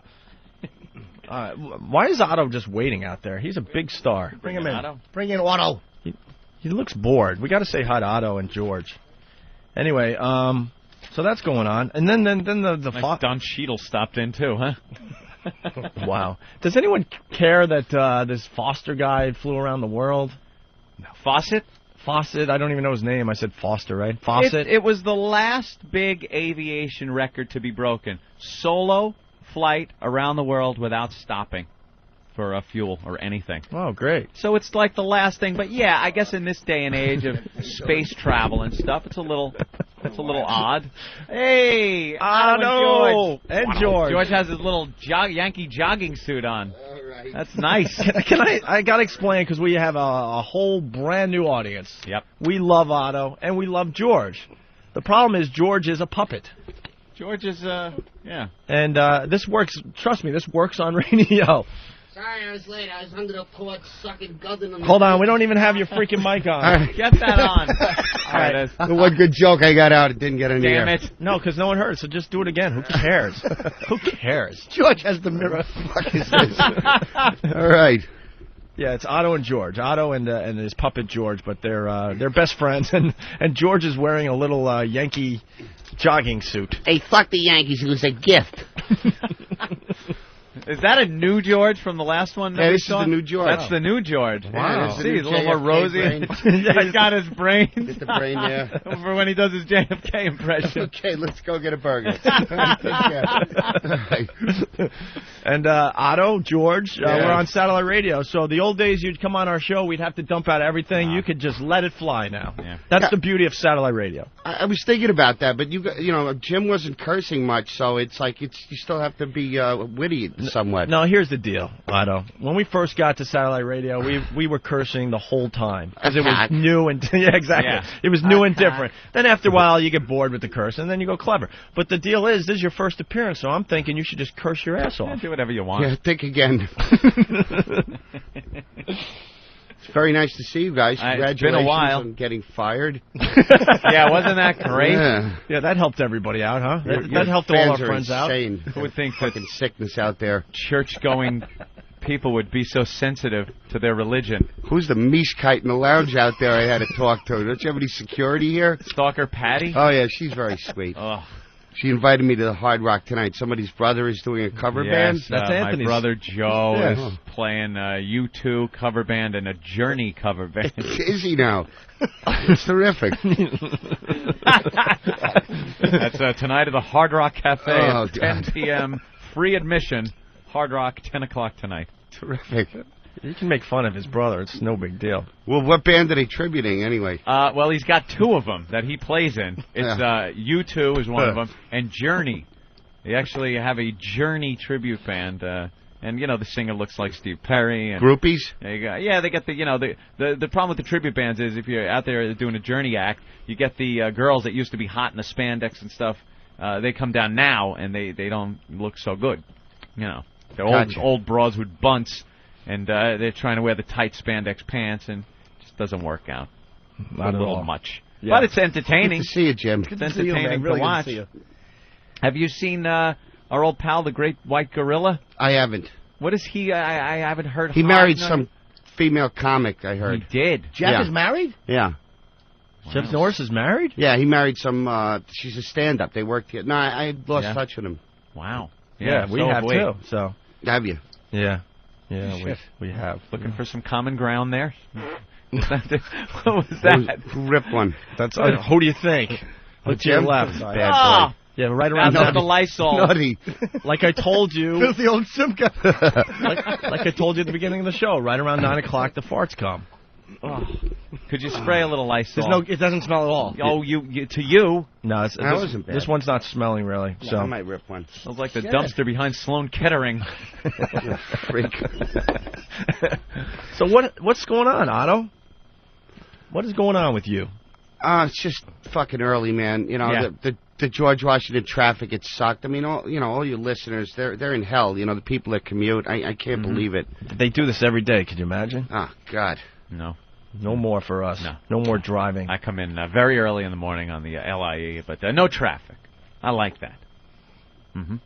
I haven't seen you in probably 2 years. It's funny. I called Otto the other night because I missed him. I haven't seen you in so long. And then all of a sudden Ben's like, "Yeah, we're trying to get on the show." I'm like, "Oh, perfect timing." There you go. Good. What the fuck do you want? I got to get geared up for radio. I got to get my radio chaps back. Oh, you know what I just got on DVD? Little Murders. Finally out on DVD. What's Little Murders? Funny movie. Yeah, he turned me on to his great comedy with Sutherland and Vincent Gardenia years ago. Great. Well, know what we could do as Otto gets warmed up here. We could bring Francine in. She's going to do like stupid news for us. Is that cool? Oh, very good. And then maybe Otto and George can. Just to let you know, Otto, like the fine folks in Washington, they want us to have like a news person. Oh yeah, of course. That's radio. I mean, and we'll never have a news person, but we figured we'll just like try out. The auditions will go on forever. Yeah. We'll try out really awful people to do the news. Like Stalker Patty did it one day, and I don't know. Maybe Otto and George one day will do it. I'd love to. But let's bring Francine in here. We have our ebony we'll do dinner. princess. Okay. All right. Good. Lunch. Let's bring Francine in. And of course, if anything, here she comes. Yeah. And Otto, ebony princess. if you feel like it, just over there. say whatever you want. Just interrupt her. We don't care. Thank you, Opie. You could stand or take a seat, whatever you want to do. Grab the mic. Dying to be on radio. It's Francine, everyone. Looking very hot today. Yes. Thank you, Opie. You want to try the vag pump out today? That's okay. No? We have this vag pump, Otto. Yeah, it's a pump. This thing, it looks like an oxygen mask that goes over a girl's snatch, and you pump the air out, and it makes a vacuum, and actually pulls the lips out. So I swear, it looks like a monkey's ass. A monkey, yeah, a mandrill ass. A mandrill ass. Do we have pictures of what the vag pump can do? And it's the damage it can supposed do? to make it more sensitive in that area, and the plumpness, I guess, is better for the male, too, because you'd feel more meat around it. You know what it is? We're just running out of things to do with chicks. Yeah. So we figured we'd take a Hoover to their snatch. We've done everything else, and we're like, who's that guy? Is that one of your guys that's going to beat us up? Who's that? I don't know. Who's that guy? The Jets hat. Chubby guy? Yeah, he's my friend, Joe Conti. Oh, okay. What is he? So don't mess with him, right? Stand up. He's trying to break into radio. Jesus. I hope he doesn't break our necks. Jesus. All right. So he looks like a leg breaker? No. Oh, my God. Look at him. Harmless. He looks like a Little League coach on trial for fingering a 9-year-old. That fucking creep you brought with you. Creep. He likes Russian massage parlors. Yeah? Yeah. I kind of respect What do you get at a Russian massage parlor? Better A head job massage. and free shovel? I don't know. You get much better massage than stupid American massage parlor. Much better. Russian do everything better. Perfect Peter Lorre. Yeah. Russians do everything better. Our mood. All right, why don't we Go ahead. Why don't we try? Go ahead. Otto just hates being here. Francine, you want to do the news today? Yes, please. Did you type up some stories? Yes, I did. Yeah. Mm-hmm. And well, I guess we'll get started. Do we have the sounder? Yeah. Do we have the news sound? Hopefully, Derek can help me out here with the teletype. All right, he's finding it. No worries. Jeez. The satellite radio is weird, too. We don't really take any commercial breaks because there's no real commercials. You ready? All right, Derek, hit it. And now with the news, Francine. Good morning, guys. Good morning, Francine. President Bush increased pressure on Syria, demanding that they withdraw their troops from Lebanon to give democracy a chance. The U.S., along with armpit hairy-friendly France, has stepped up the pressure for Syria, especially after the assassination of their Prime Minister Rafik al-Hariri. Could you slow it down and put less voice inflection into it? Jesus, that's the top story? It's Cindy Brady, everyone. So what's going on with that story? Apparently there's people, Lebanon people, and some... Okay, I guess they're telling people to get out of Lebanon, the Syrians. Yeah. That's it. Wow. Yep. All right, that was very informative. And that is the top story today. Thank you. I don't know what it means. That means the way you tell it. He wants the Syrians to get out of Lebanon so that democracy can flourish. If you aren't wearing a retainer, you'd be right out of here. Throw you out, but the retainer's adorable. I like it too. Really? Yeah. You don't even need it anymore and you keep wearing it, right? No, I told you, March 7th.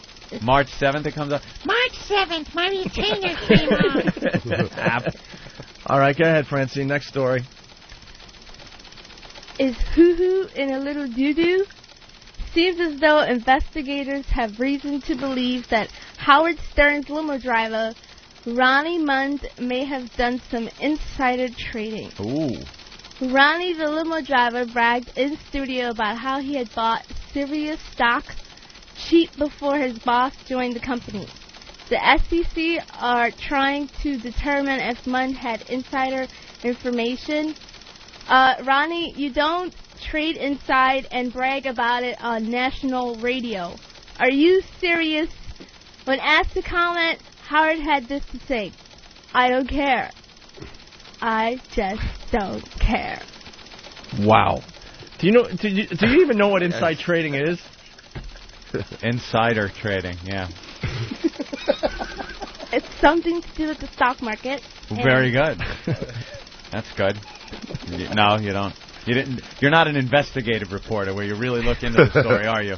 Otto, she watched Sesame Street until she was, what, 12?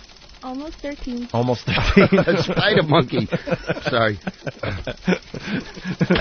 Good show. Right. Good show. Of course it is, yes. Mm-hmm. Holy yes. It teaches you, like, the alphabet and reading and stuff like that, sure. Well, I liked it. Yeah. All right. That and Fraggle Rocks. It was great. Yeah. Mm-hmm. All right, next story. This is Walter Cronkite with the CBS Evening News. Old dirty bastard died today. Died. Northa. George piped it in. I think George has just about had it with this scene in the studio. Go ahead, Francine. Next story. Michael Jackson is on trial again for yet again frotaging and fondling a little cancerous. Frotaging? Frotaging and fondling? What the? Frotaging and fondling. Wait, for what? Frottage. It's like when you lightly rub someone. I Wait, think. is it F-R-O-T-A-G-E? I think so. Frottage. It's frottage? No, not frottage. Frottage. I used to do it in high school. It's kind of like when you rub your penis against a girl's ass. It's copping a feel, and it's quote unquote accidentally, but it's copping a feel. I believe. Yeah, it's very antisocial. Well, then it's right up your alley. Yeah, frottage. I thought it was frottage. Let me see. Well, that's how I spelled it. Oh. How did she spell it? F-R-O-T-A-G-I-N-G. Mm-hmm. I think that's right. It's not right. It certainly isn't. All right, go ahead with the Michael Jackson's. The Michael Jackson's. Go ahead. Guys, a riot. Before molesting him, the boy claims that Jackson gave him wine and showed him porn magazines. But the biggest question is, what sane mother leaves their ailing son with a man already accused of child molestation? Well, no one's thought of that yet. No one's looked at that angle. Yeah, there's a new angle. I think it's crazy. Yeah. Oh, you do? Insane and nuts. Definitely. Yeah. All right. Jackson, regardless of whether you're innocent, they're going to walk away with a shitload of money. With enough of it to erase these memories. Meanwhile, you'll be in jail with a rotten balloon knot, swallowing and rubbing off Baba's Jesus juice from your face. Doesn't matter if you have a star-studded defense list. Sorry to say it, but Mike, you got Jack, son. Oof. Oh my God! Stop chortling it yourself. What is that? Oh wow! You were proud of that line at the end there. Captain Munaki is embarrassed. You got Jack, son. I get it. Get it? Yeah. Wow, we were having a really good show until this point. A really good one, man. It was one of the better ones, I tell you. That was not a bad line. Yeah. Got Jack, she pumped her fist in the air. She was all proud of herself. Really proud of it. I thought it was great. I thought it was all right. All right. Thank you, Timmy. You're hot, so I guess it was good. All right, let's go. That bitch, Lizzie Grumpface, a.k.a. PR Bad Girl, is pushing her new TV series Power Girls big time for MTV. Best known for reversing her Mercedes SUV into a crowd of innocent bystanders outside a Southampton nightclub. Okay. Lizzie told told... I thought I was a bad reader at times. I kind of wrote along. No, you're all right. Good. No, it's making frotaging. It's just ponderous. Effing ponderous. That's good, right? Yeah. That's good, right? Lizzie told the Daily News that she's trying to clean up her image and told them her favorite motto, any publicity is good publicity. How original. What? I was dozing. I dozed off during that. Did you get enough sleep last night? Is there any synapses sparking under that Jiffy Pop hat? No? Oh, sorry. Yeah, let me explain some brainwave activity and how it works to you. There's nothing wrong with that hat. Let Lawrence... Fuck! Oh, you Lawrence stink. Hilton Jacobs. I almost said Lawrence Jacobs Hilton. Fucking idiot. What is synapses? What? What's synapses? The last surviving prop from the set of Good Times is on her head. I like the hat. Yeah, I did too, actually. All right. Did they get Billinger yet? I heard that Michael Jackson story already. Lakehurst, New Jersey. The Hindenburg burst into flames. Yeah. Well, you're dumb as dirt, but you're cute as a button doing it. Thank you, Anthony. Very nice of you. Are you almost done? I got 2 more stories. All right.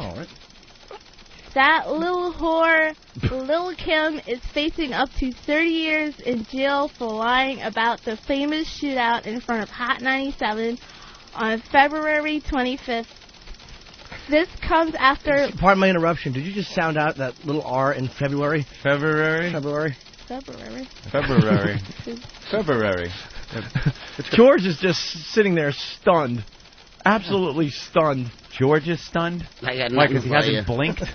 George, hold the mirror.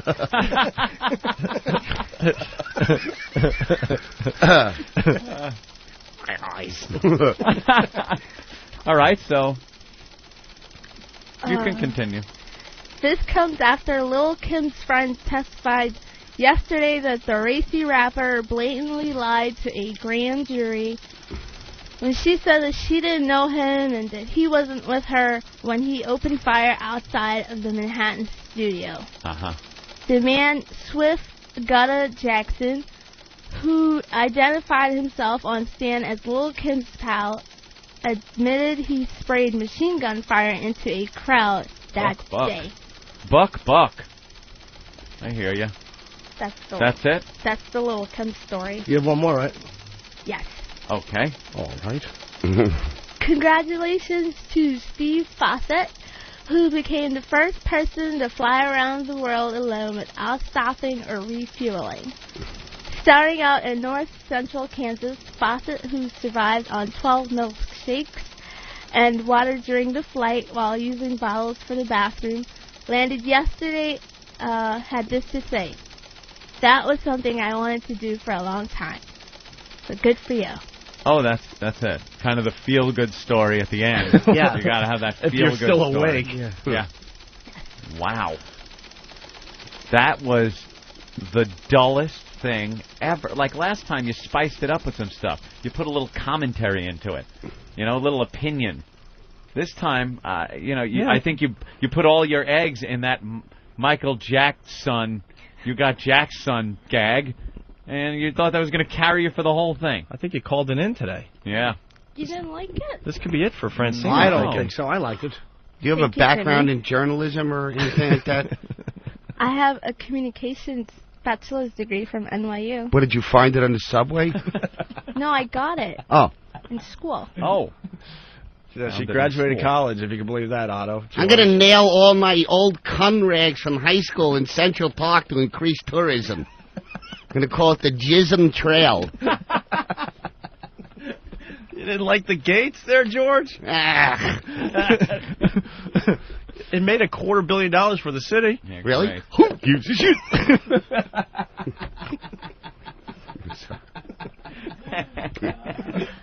But they're saying it's art. Is it? Did you guys go? It was the biggest joke I've ever seen in my life. Yeah, I It's went. something you go to. I was driving by the park and looked, and I was there. I walked through the park every day, so I'm like, well, I'm here. Might as well check it out. People that walked around and actually looked at it. What the fuck? It was orange. Yeah. It was orange shower curtains. Literally. And once you saw one, you saw them all. There's no difference. Like something else we've heard of. God. All right. Henri wants to say something to Francine. Henri. Hello, guys. How are you? Pretty good. You know that Helen Keller had better delivery, and George has more enthusiasm for the fucking news. And I'll see you guys St. Patrick's Day. Helen Keller? Wow. Do you know who Helen Keller was? Francine? No? Is she a star? Yes. Star? Yes, she could be considered a star. She's famous. Really? Yeah. Helen Keller. You never heard of that name? Mm-mm. No? Have you ever heard of George Washington Carver? I know George Washington. You don't know George Washington Carver? Well, George Washington's like the second or third. I don't know. He's one of the presidents. One of the presidents. Very good. You're right. Second or third. But is he second or third, though? Yeah. Something like that. He kind of started the whole president thing, actually. Who was the first? Jesus. Who was the first president of these United States? I think it was Abraham Lincoln. Abraham Lincoln. Of course it was. That's it. Abraham Lincoln first, and then George Washington. Do you know who the third was? That's tough. Herbert Hoover. Herbert Hoover. Very good. What the hell did you learn in college? Well, we didn't have history courses. No? Nope. Didn't they have some in high school, though, that you had to kind of skate through to get to college? Well, I did really bad in high school. You did? Yeah. But so how'd you get into college? Well, By spreading your legs. No. Opie. Sorry. Did you? That was a mean shot. I'm sorry, Francine. Do you know the definition of bacteria? Yes. It's the rear end of a cafeteria. What was King Louis XIV responsible for? King Louis XV. Okay. Wow. I don't get it. So Abraham Lincoln was the first president, and what year was that? Around the 1700s? Around the 17. That's a 100-year buffer you got going there. Can you narrow it down a little more? 1793. 1793, and Lincoln. What was the most his biggest impact on the country as president? Freed Willie. I think that was a movie. Yeah. You're making eyes like you just saw a ghost. Is this I'm too trying much to for you? Figure out what he did. Abe Lincoln, very influential as president. He wore a big hat. He wore a big hat. That's right. That's right. You're right. That was his biggest contribution. That and the soaring crime rate. Most people wish he'd pulled that big hat over his head before he signed a piece of paper. And he was tall. He was tall, and it wasn't and just the hat. Skinny. Skinny, And very good. You are a black woman, so it's very good that you know this. That you know that. What did he do? There was something he did that was historic, and its impact is still felt today. In police stations all over the country. All right. Inappropriate. No? No. As an African-American woman, I'm flabbergasted here. You should know what Abraham Lincoln did. Have you ever heard of the Emancipation Proclamation? Oh, my God. Our brain's going to explode. Yes, I take it when I have diarrhea. All right, what is it? What is it? I believe that's freeing of slaves. Freeing of the slaves. Right. Very good. Now, do you know who signed the Emancipation Proclamation? I'll give you a hint. He's skinny and has a big hat. Would it be Abe Lincoln? Abe Lincoln. Very good. She's adorable. You've learned a lot in here today. Thank you, guys. That just seems to me something, you know. Who's on the? You should know. Who's on the $1 bill? Oh. That would be Washington. Washington. Who's on the 5? Oh, I know money. Washington?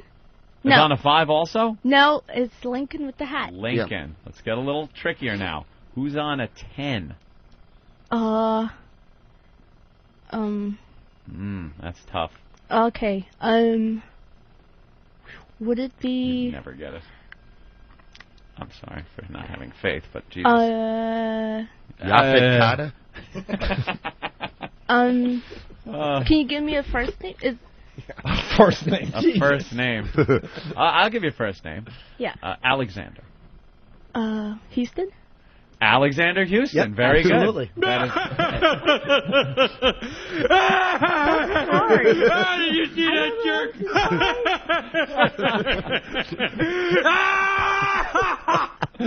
Alexander Houston, our his president. ragtime band.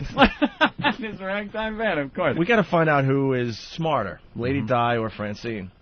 I'd actually give it to Lady Di. Yeah? And she is really, really not smart. I don't know. Francine has a weird kind of knowledge. Francine seems clever. You're street smart. But you really don't have any knowledge whatsoever about anything. You're what they call ignorant. It's not a bad thing. You have the capability of learning. You just haven't learned anything. Your brain is devoid of information. It is a storage locker, pristine and empty. I am book smart. You're book smart? Yes. Comic book? What kind of book? Yeah, give us something. Not history. Give us something you know. What would you consider Give us yourself something a little bit more of an expert in than anyone Give us something you know that would impress us. Everyone's got their specialties. Maybe something you think we wouldn't know. The tallest tree is located in California. It wears a hat, and it was our first president. Really, the tallest tree, and what type of tree is that? Big ass tree. Big ass tree. A willow tree? A willow tree. I know it's in Probably an California. oak. Yeah, something like that. Sequoia? Sequoia.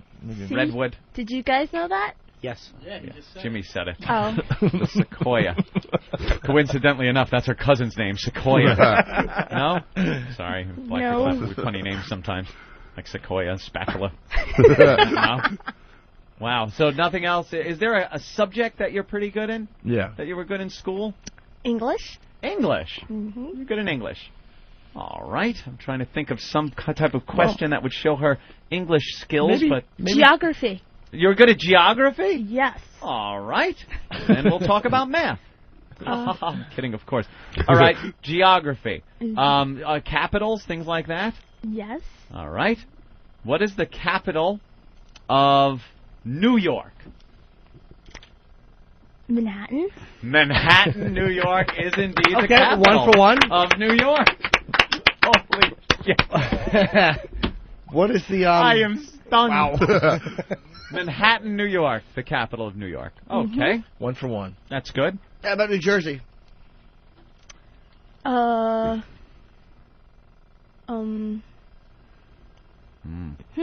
tough one. Yeah, that is a tough one. Your first instinct is probably right. You probably have it, and you're doubting it, but that's probably right.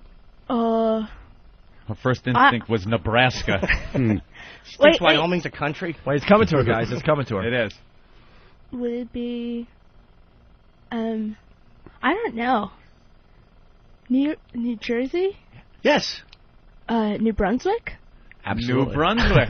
New Brunswick, New Jersey 2 for is 2. indeed the capital of New Jersey. I told you your first She instinct is right. good at geography then. Maybe world geography a little World better. is good. World geography. All right, world geography. A little better. All right. What continent is India part of? Ooh, very good. It is part of Asia. Ooh. You are smart. The tsunami. Oh, you learned from the tsunami? Yes. And that's another cousin's name, by the way, Tsunami. Yo, Tsunami. Yeah. Wow, see, that learned you something. Yes, it did. All right. Anything else? Any other subjects you're very good at? No? You weren't good in social studies? Or? I was good in social studies, You were? actually. Isn't that kind of history and things like that? Yeah, but, it's been a long time. High school was What years did World War II last for America? What years were our involvement in World War II?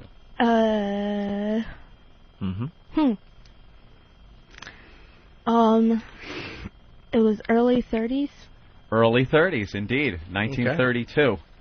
To early 40s. Right, to early 40s. Yes. Wow.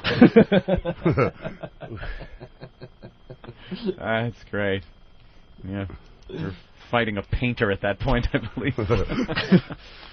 Wow. Okay. Well, you've proven yourself. You are indeed book smart. Mm-hmm. Thank you. You're good at geography. Good. George, any comments over there? That Hitler was cranky. It's part of what you learned in social studies. Yes. I was very Wow. And what are you doing? Are you still in college? No, I work as a secretary. Did you graduate? Yeah, And you have a degree? I surely did. And what does that do for you, that degree? What'll that... Well, so far it really hasn't done a lot. No? Did they ask to see it when you went for a job?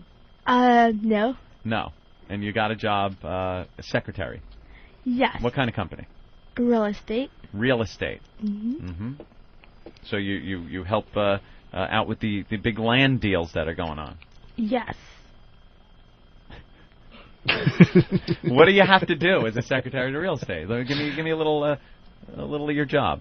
Because I'm stunned. Because if it's anything aside from breathing and eating, I really can't see you doing it.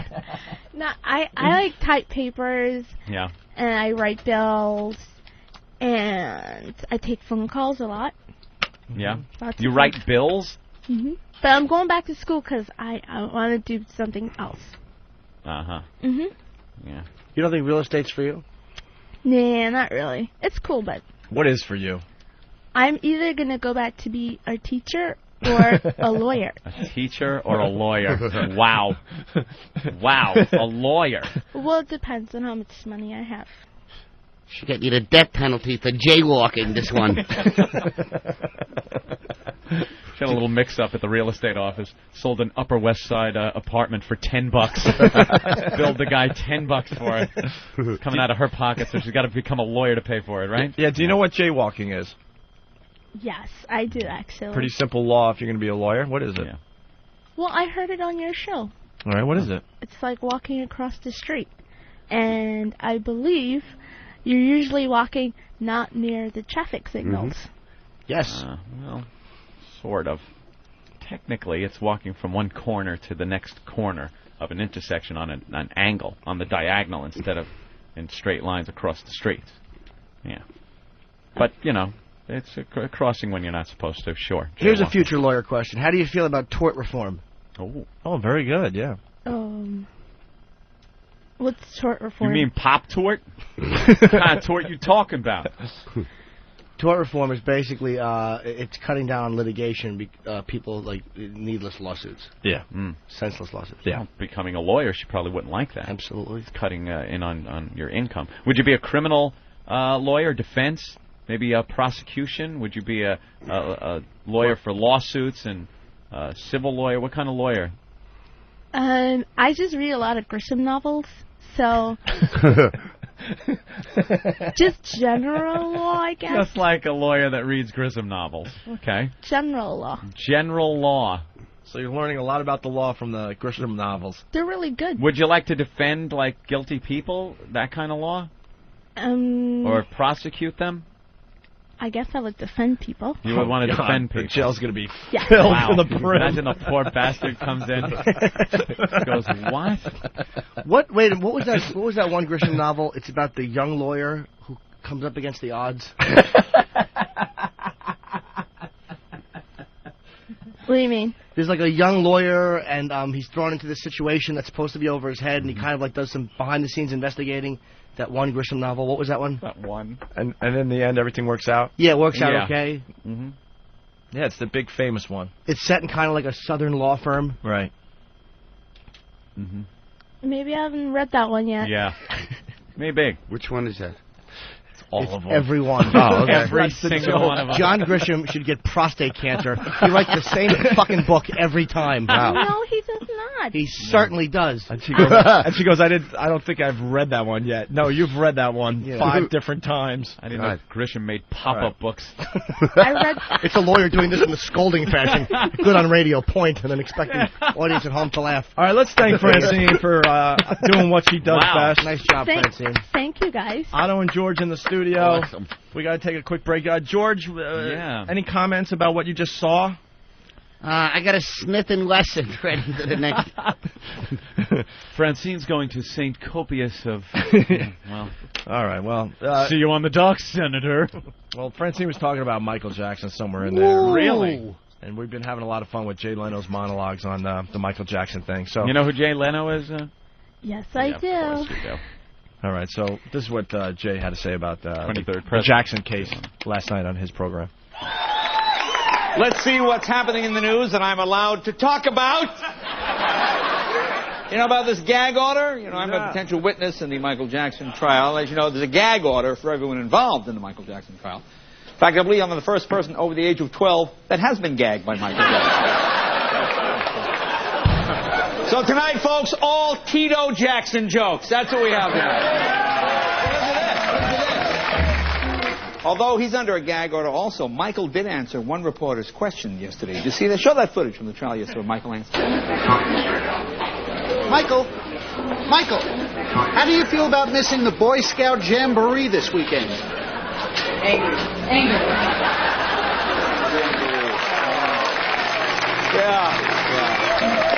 Well, in their opening argument, the defense says that Michael Jackson freely admits he reads girly magazines. Though he was disappointed when we bought Playboy and found out, there are no boys in it. No, see, that's their strategy, to try and make Michael seem like a normal guy, saying he reads girly magazines. When was the last time it was called a girly magazine? About maybe 59, possibly? Right after Korea, sometime in that era? Anyway.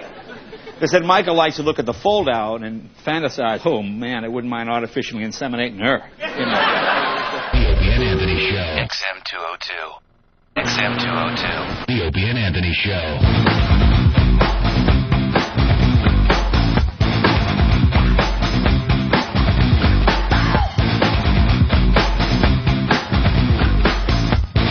All right, we're back with the Opie and Anthony program, trying to get the energy back into the show. We got Otto and George in the studio, Stark and Patty outside the studio, Vin Diesel blowing us off, it looks like. Why? God, we were doing him a favor. I don't really care if we talk to Vin Diesel. I don't think he's scared. I All think right, maybe slow down, Opie. What? Yeah. We're doing Vin Diesel a favor? I think so. You know, I think we could slow down a little bit. I think we could take our place in showbiz and kind of keep it a little in perspective. No, because we've never been about the big celebrities, and we are doing him a favor because he's trying to promote Pacifier, and the movie's getting just killed. The reviews are absolutely awful for this film. So, yes, we're doing him a favor. Do you want to talk to Vin Diesel about his new movie, Pacifier? I would love to. Really? Maybe get a picture with him? I want to talk to him about that Get movie. a picture from him. He's calling in. No, I know. You're going to take a picture of the phone as we're talking to him? Why not? Get audio of it and just play it. He was in Saving Private Ryan. Yeah. Boiler Room, which I thought was a pretty good movie. That's the one where Giovanni Ribisi plays the retarded stockbroker. That was a great movie. Instead of the retarded soldier or the retarded... Right. That was a great movie. Retarded roles. But Vin Diesel's acting in that movie was awful, and it amazes me that he went on from that point and became as big as he is How about nowadays. The Fast and the Furious? Never saw. How about Triple X? Triple X was kind of a bomb. I never saw any of these movies except Private Ryan. Chronicles of Riddick? Never saw that. That was last year's failure, yes. Jeez. Dude, that movie stunk. E-I-E-I-O.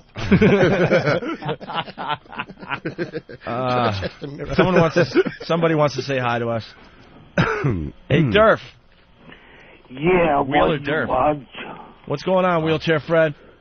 Nothing but, first of all, I have to wish my son a happy birthday. He's got to wish his son a happy birthday, is what he's saying. 20 years old. Otto, this guy is actually completely there. He lost his, voice box pretty much in a bad motorcycle tragic accident. He was on his motorcycle, and Don Geronimo backed out of his driveway and ran over him.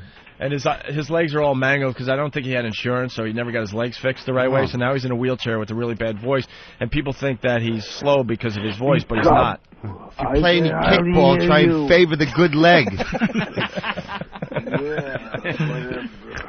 So, fucking invalid. So he's such a mess that he can't get girls anymore, so he decided to go gay. But he's not gay because Because he's just desperate, I guess, is what he says. Yeah, so right? he's taking a dick in the ass by some guy he met at a deli. Right. Not because he's gay, because he's just so desperate for any kind of physical contact and sexual activity that he figured he'd take one in the can. I think to quote Fred, he said, "What the heck?" Yeah, what the heck? What the heck? Yeah. You know, should put some rock salt in your Vaseline so you get some more injuries going. Loser. You know, I've said what the heck to a lot of stuff, but the decision to have another man's dick in you is never a what the heck moment. No. You know? Yeah. It's like, chicken or steak tonight. Chicken, what the heck? That's fine. A dick in the ass, never what the heck. No. I want to give it a little more consideration. You want to kiss a girl or be fucked in the ass? 6 to 1, half a dozen of the other. I think he said something like, if you go 7 years without pussy, you would do it too, right? Is that what you said, Durf? Yeah, exactly what I said. Yeah. Well, I don't know about that. So I don't know. Get this crippled sodomite off the air. Calm down, George. Sodomite. Stop the louder. What? I can hardly hear you. Yeah. Don't worry, you don't want to hear this stuff. Yeah, don't worry about it. It's not encouraging. You're gonna roll into traffic if you hear this stuff. Let's get Stalker Patty in here to say hi to. Might as well. Well, first of all, no luck. No luck with what? Oh, I thought he said no vodka. Lazy. Oh yeah, we told all our fans or listeners, whatever, to email Fred. Oh. Fred, no one's gonna bang you. Dude, I want to get him out to the Bunny Ranch in Nevada. Yeah. To bang out there. Great day at work for those girls when he comes rolling in. Wheeling in. Could you suck my dick? From one freak to another, Stalker Patty stopped by before work today. Hi, Patty's brought some gifts. The last time we saw Stalker Patty, she was crawling around the floor naked. Oh, God. Yeah. We paid her money to crawl around the floor naked. Hey, Stalker Patty, could you flash Otto? It's his first appearance on the brand new Opie and Anthony show. Yes. What did I ever do to? I'm Yes. waiting for a comment out of the puppet. Out of the puppet, George. Sure. Look at this. Shut up, Fred. Shut up. All right. Go ahead. Just be. Look at this mess. 1, 2, 3. Oh, yeah. You're looking extra pale and cadaver-like this morning. Well, anyway, here, this is for Steve and Eric because it was their birthday. The only reason why Eric doesn't have a ribbon is because I just found out it was his birthday. Whatever. I'm sorry. Tiny little boxes to give out. And this is your 100th show, Truffles. Congratulations on your 100th show this week. Obviously, I know it's not in those boxes. Any of your dignity. There's none left after that last appearance. He crawled naked across the floor in a Krusty the Clown mask. Really? Yeah, fantastic. Classic moment. Yeah, for money. Yeah, let's see the truffles. The video, 200. The video's up on Opie and Anthony, so. I'd like a truffle, I sweetie. can't access the video Open because it. my computer crashes every time We don't care. Why do you? I have to ask. Why do you sign your emails? Peace out, Patty. She signs them. That's my way of signing them. Peace out. Yeah, I've been signing my emails that way for years. Last couple years.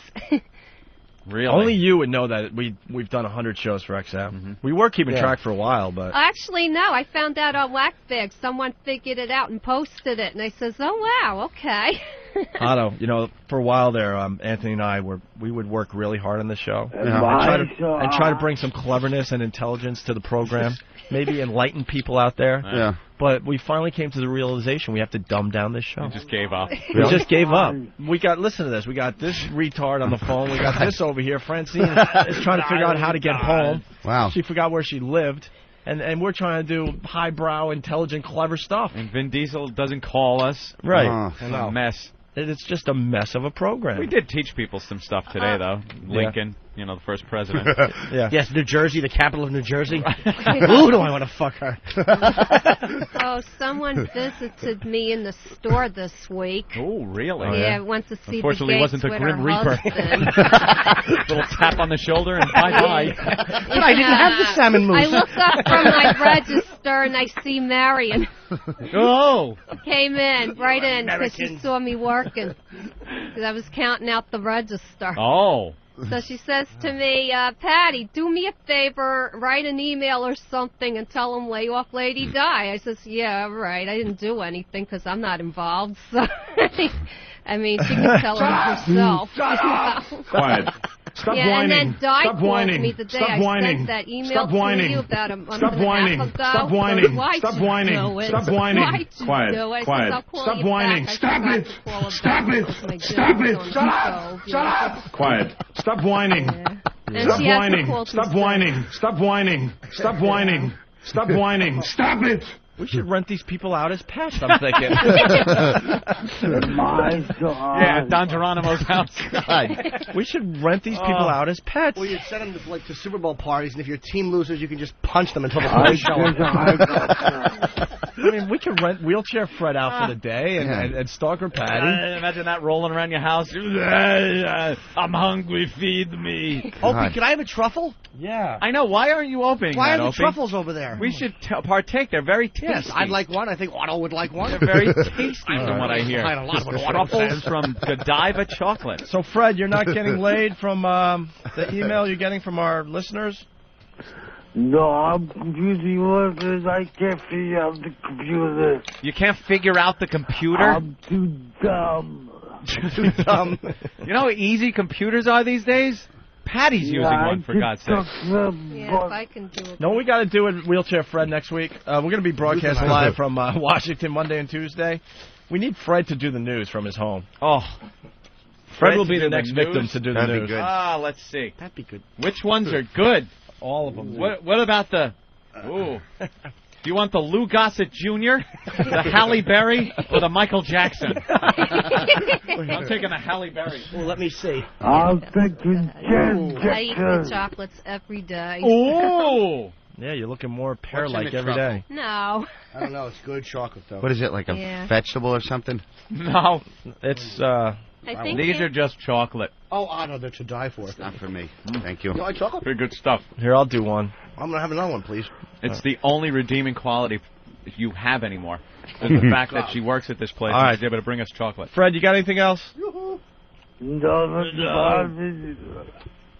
I just want someone to do me. Bozy bop. Fred just wants someone to do him. That's all he asks in this Yeah, world. don't ask. All right, let's go to Pinchy. Pinchy, what did you learn on the show today? Hey, Greg and Tony, how you guys doing? Good, Very what's good. up? Hey, Muffin. Hello, Pinchy, I'm eating. Hey, I learned two things today. I learned that Philly girls are good at sack races. Yeah. And I learned from Opie that Ben's dad has a cigar boat. The cigar boat wasn't Ben's dad, was it? No, that was Bill Bloomer, Yeah. from the Good comic enough. section. Kurt, Get what's it up? right, you buffoon. Kurt, what's up? Yeah, today I learned that for reparations, they gave everyone 40 acres, a mule, and bachelor's degree to NYU. Punching up. Wow. That was love to hear Wheelchair Fred yelling as there's a splash behind the Achille Lauro. Wonderful. The Achille Lauro? Achille Lauro. Oh, That's what it's Achille Laurel. Lauro. No. Oh, if I'm wrong. You. Hold on. Sparky. Klinghoffer. Hey, guys. Klinghoffer. Hey, I learned That's all I today gotta put that Francine would be a perfect candidate to take snipe hunting. So she's so stupid she stay out in the woods looking for that bird for hours. I agree. Only Fred understood what that guy said. Rob, what's up? How do you spell that Jew's name? Put wheelchair-splash. All right. Rob, what's up? Achille Lauro. Lauro. The L is silent. It's the Achille Lauro. I've been saying it wrong. What year was You that? have? Achille Laurel, I thought it was. Laurel? I like the Achille Hardy. That's the funnier ship. Well, I am. That's funny. The ships pass. One puts a big pie and the other one's bridge. This is a fine, spineless mess you've gotten us into. Who threw the Jew off the promenade deck?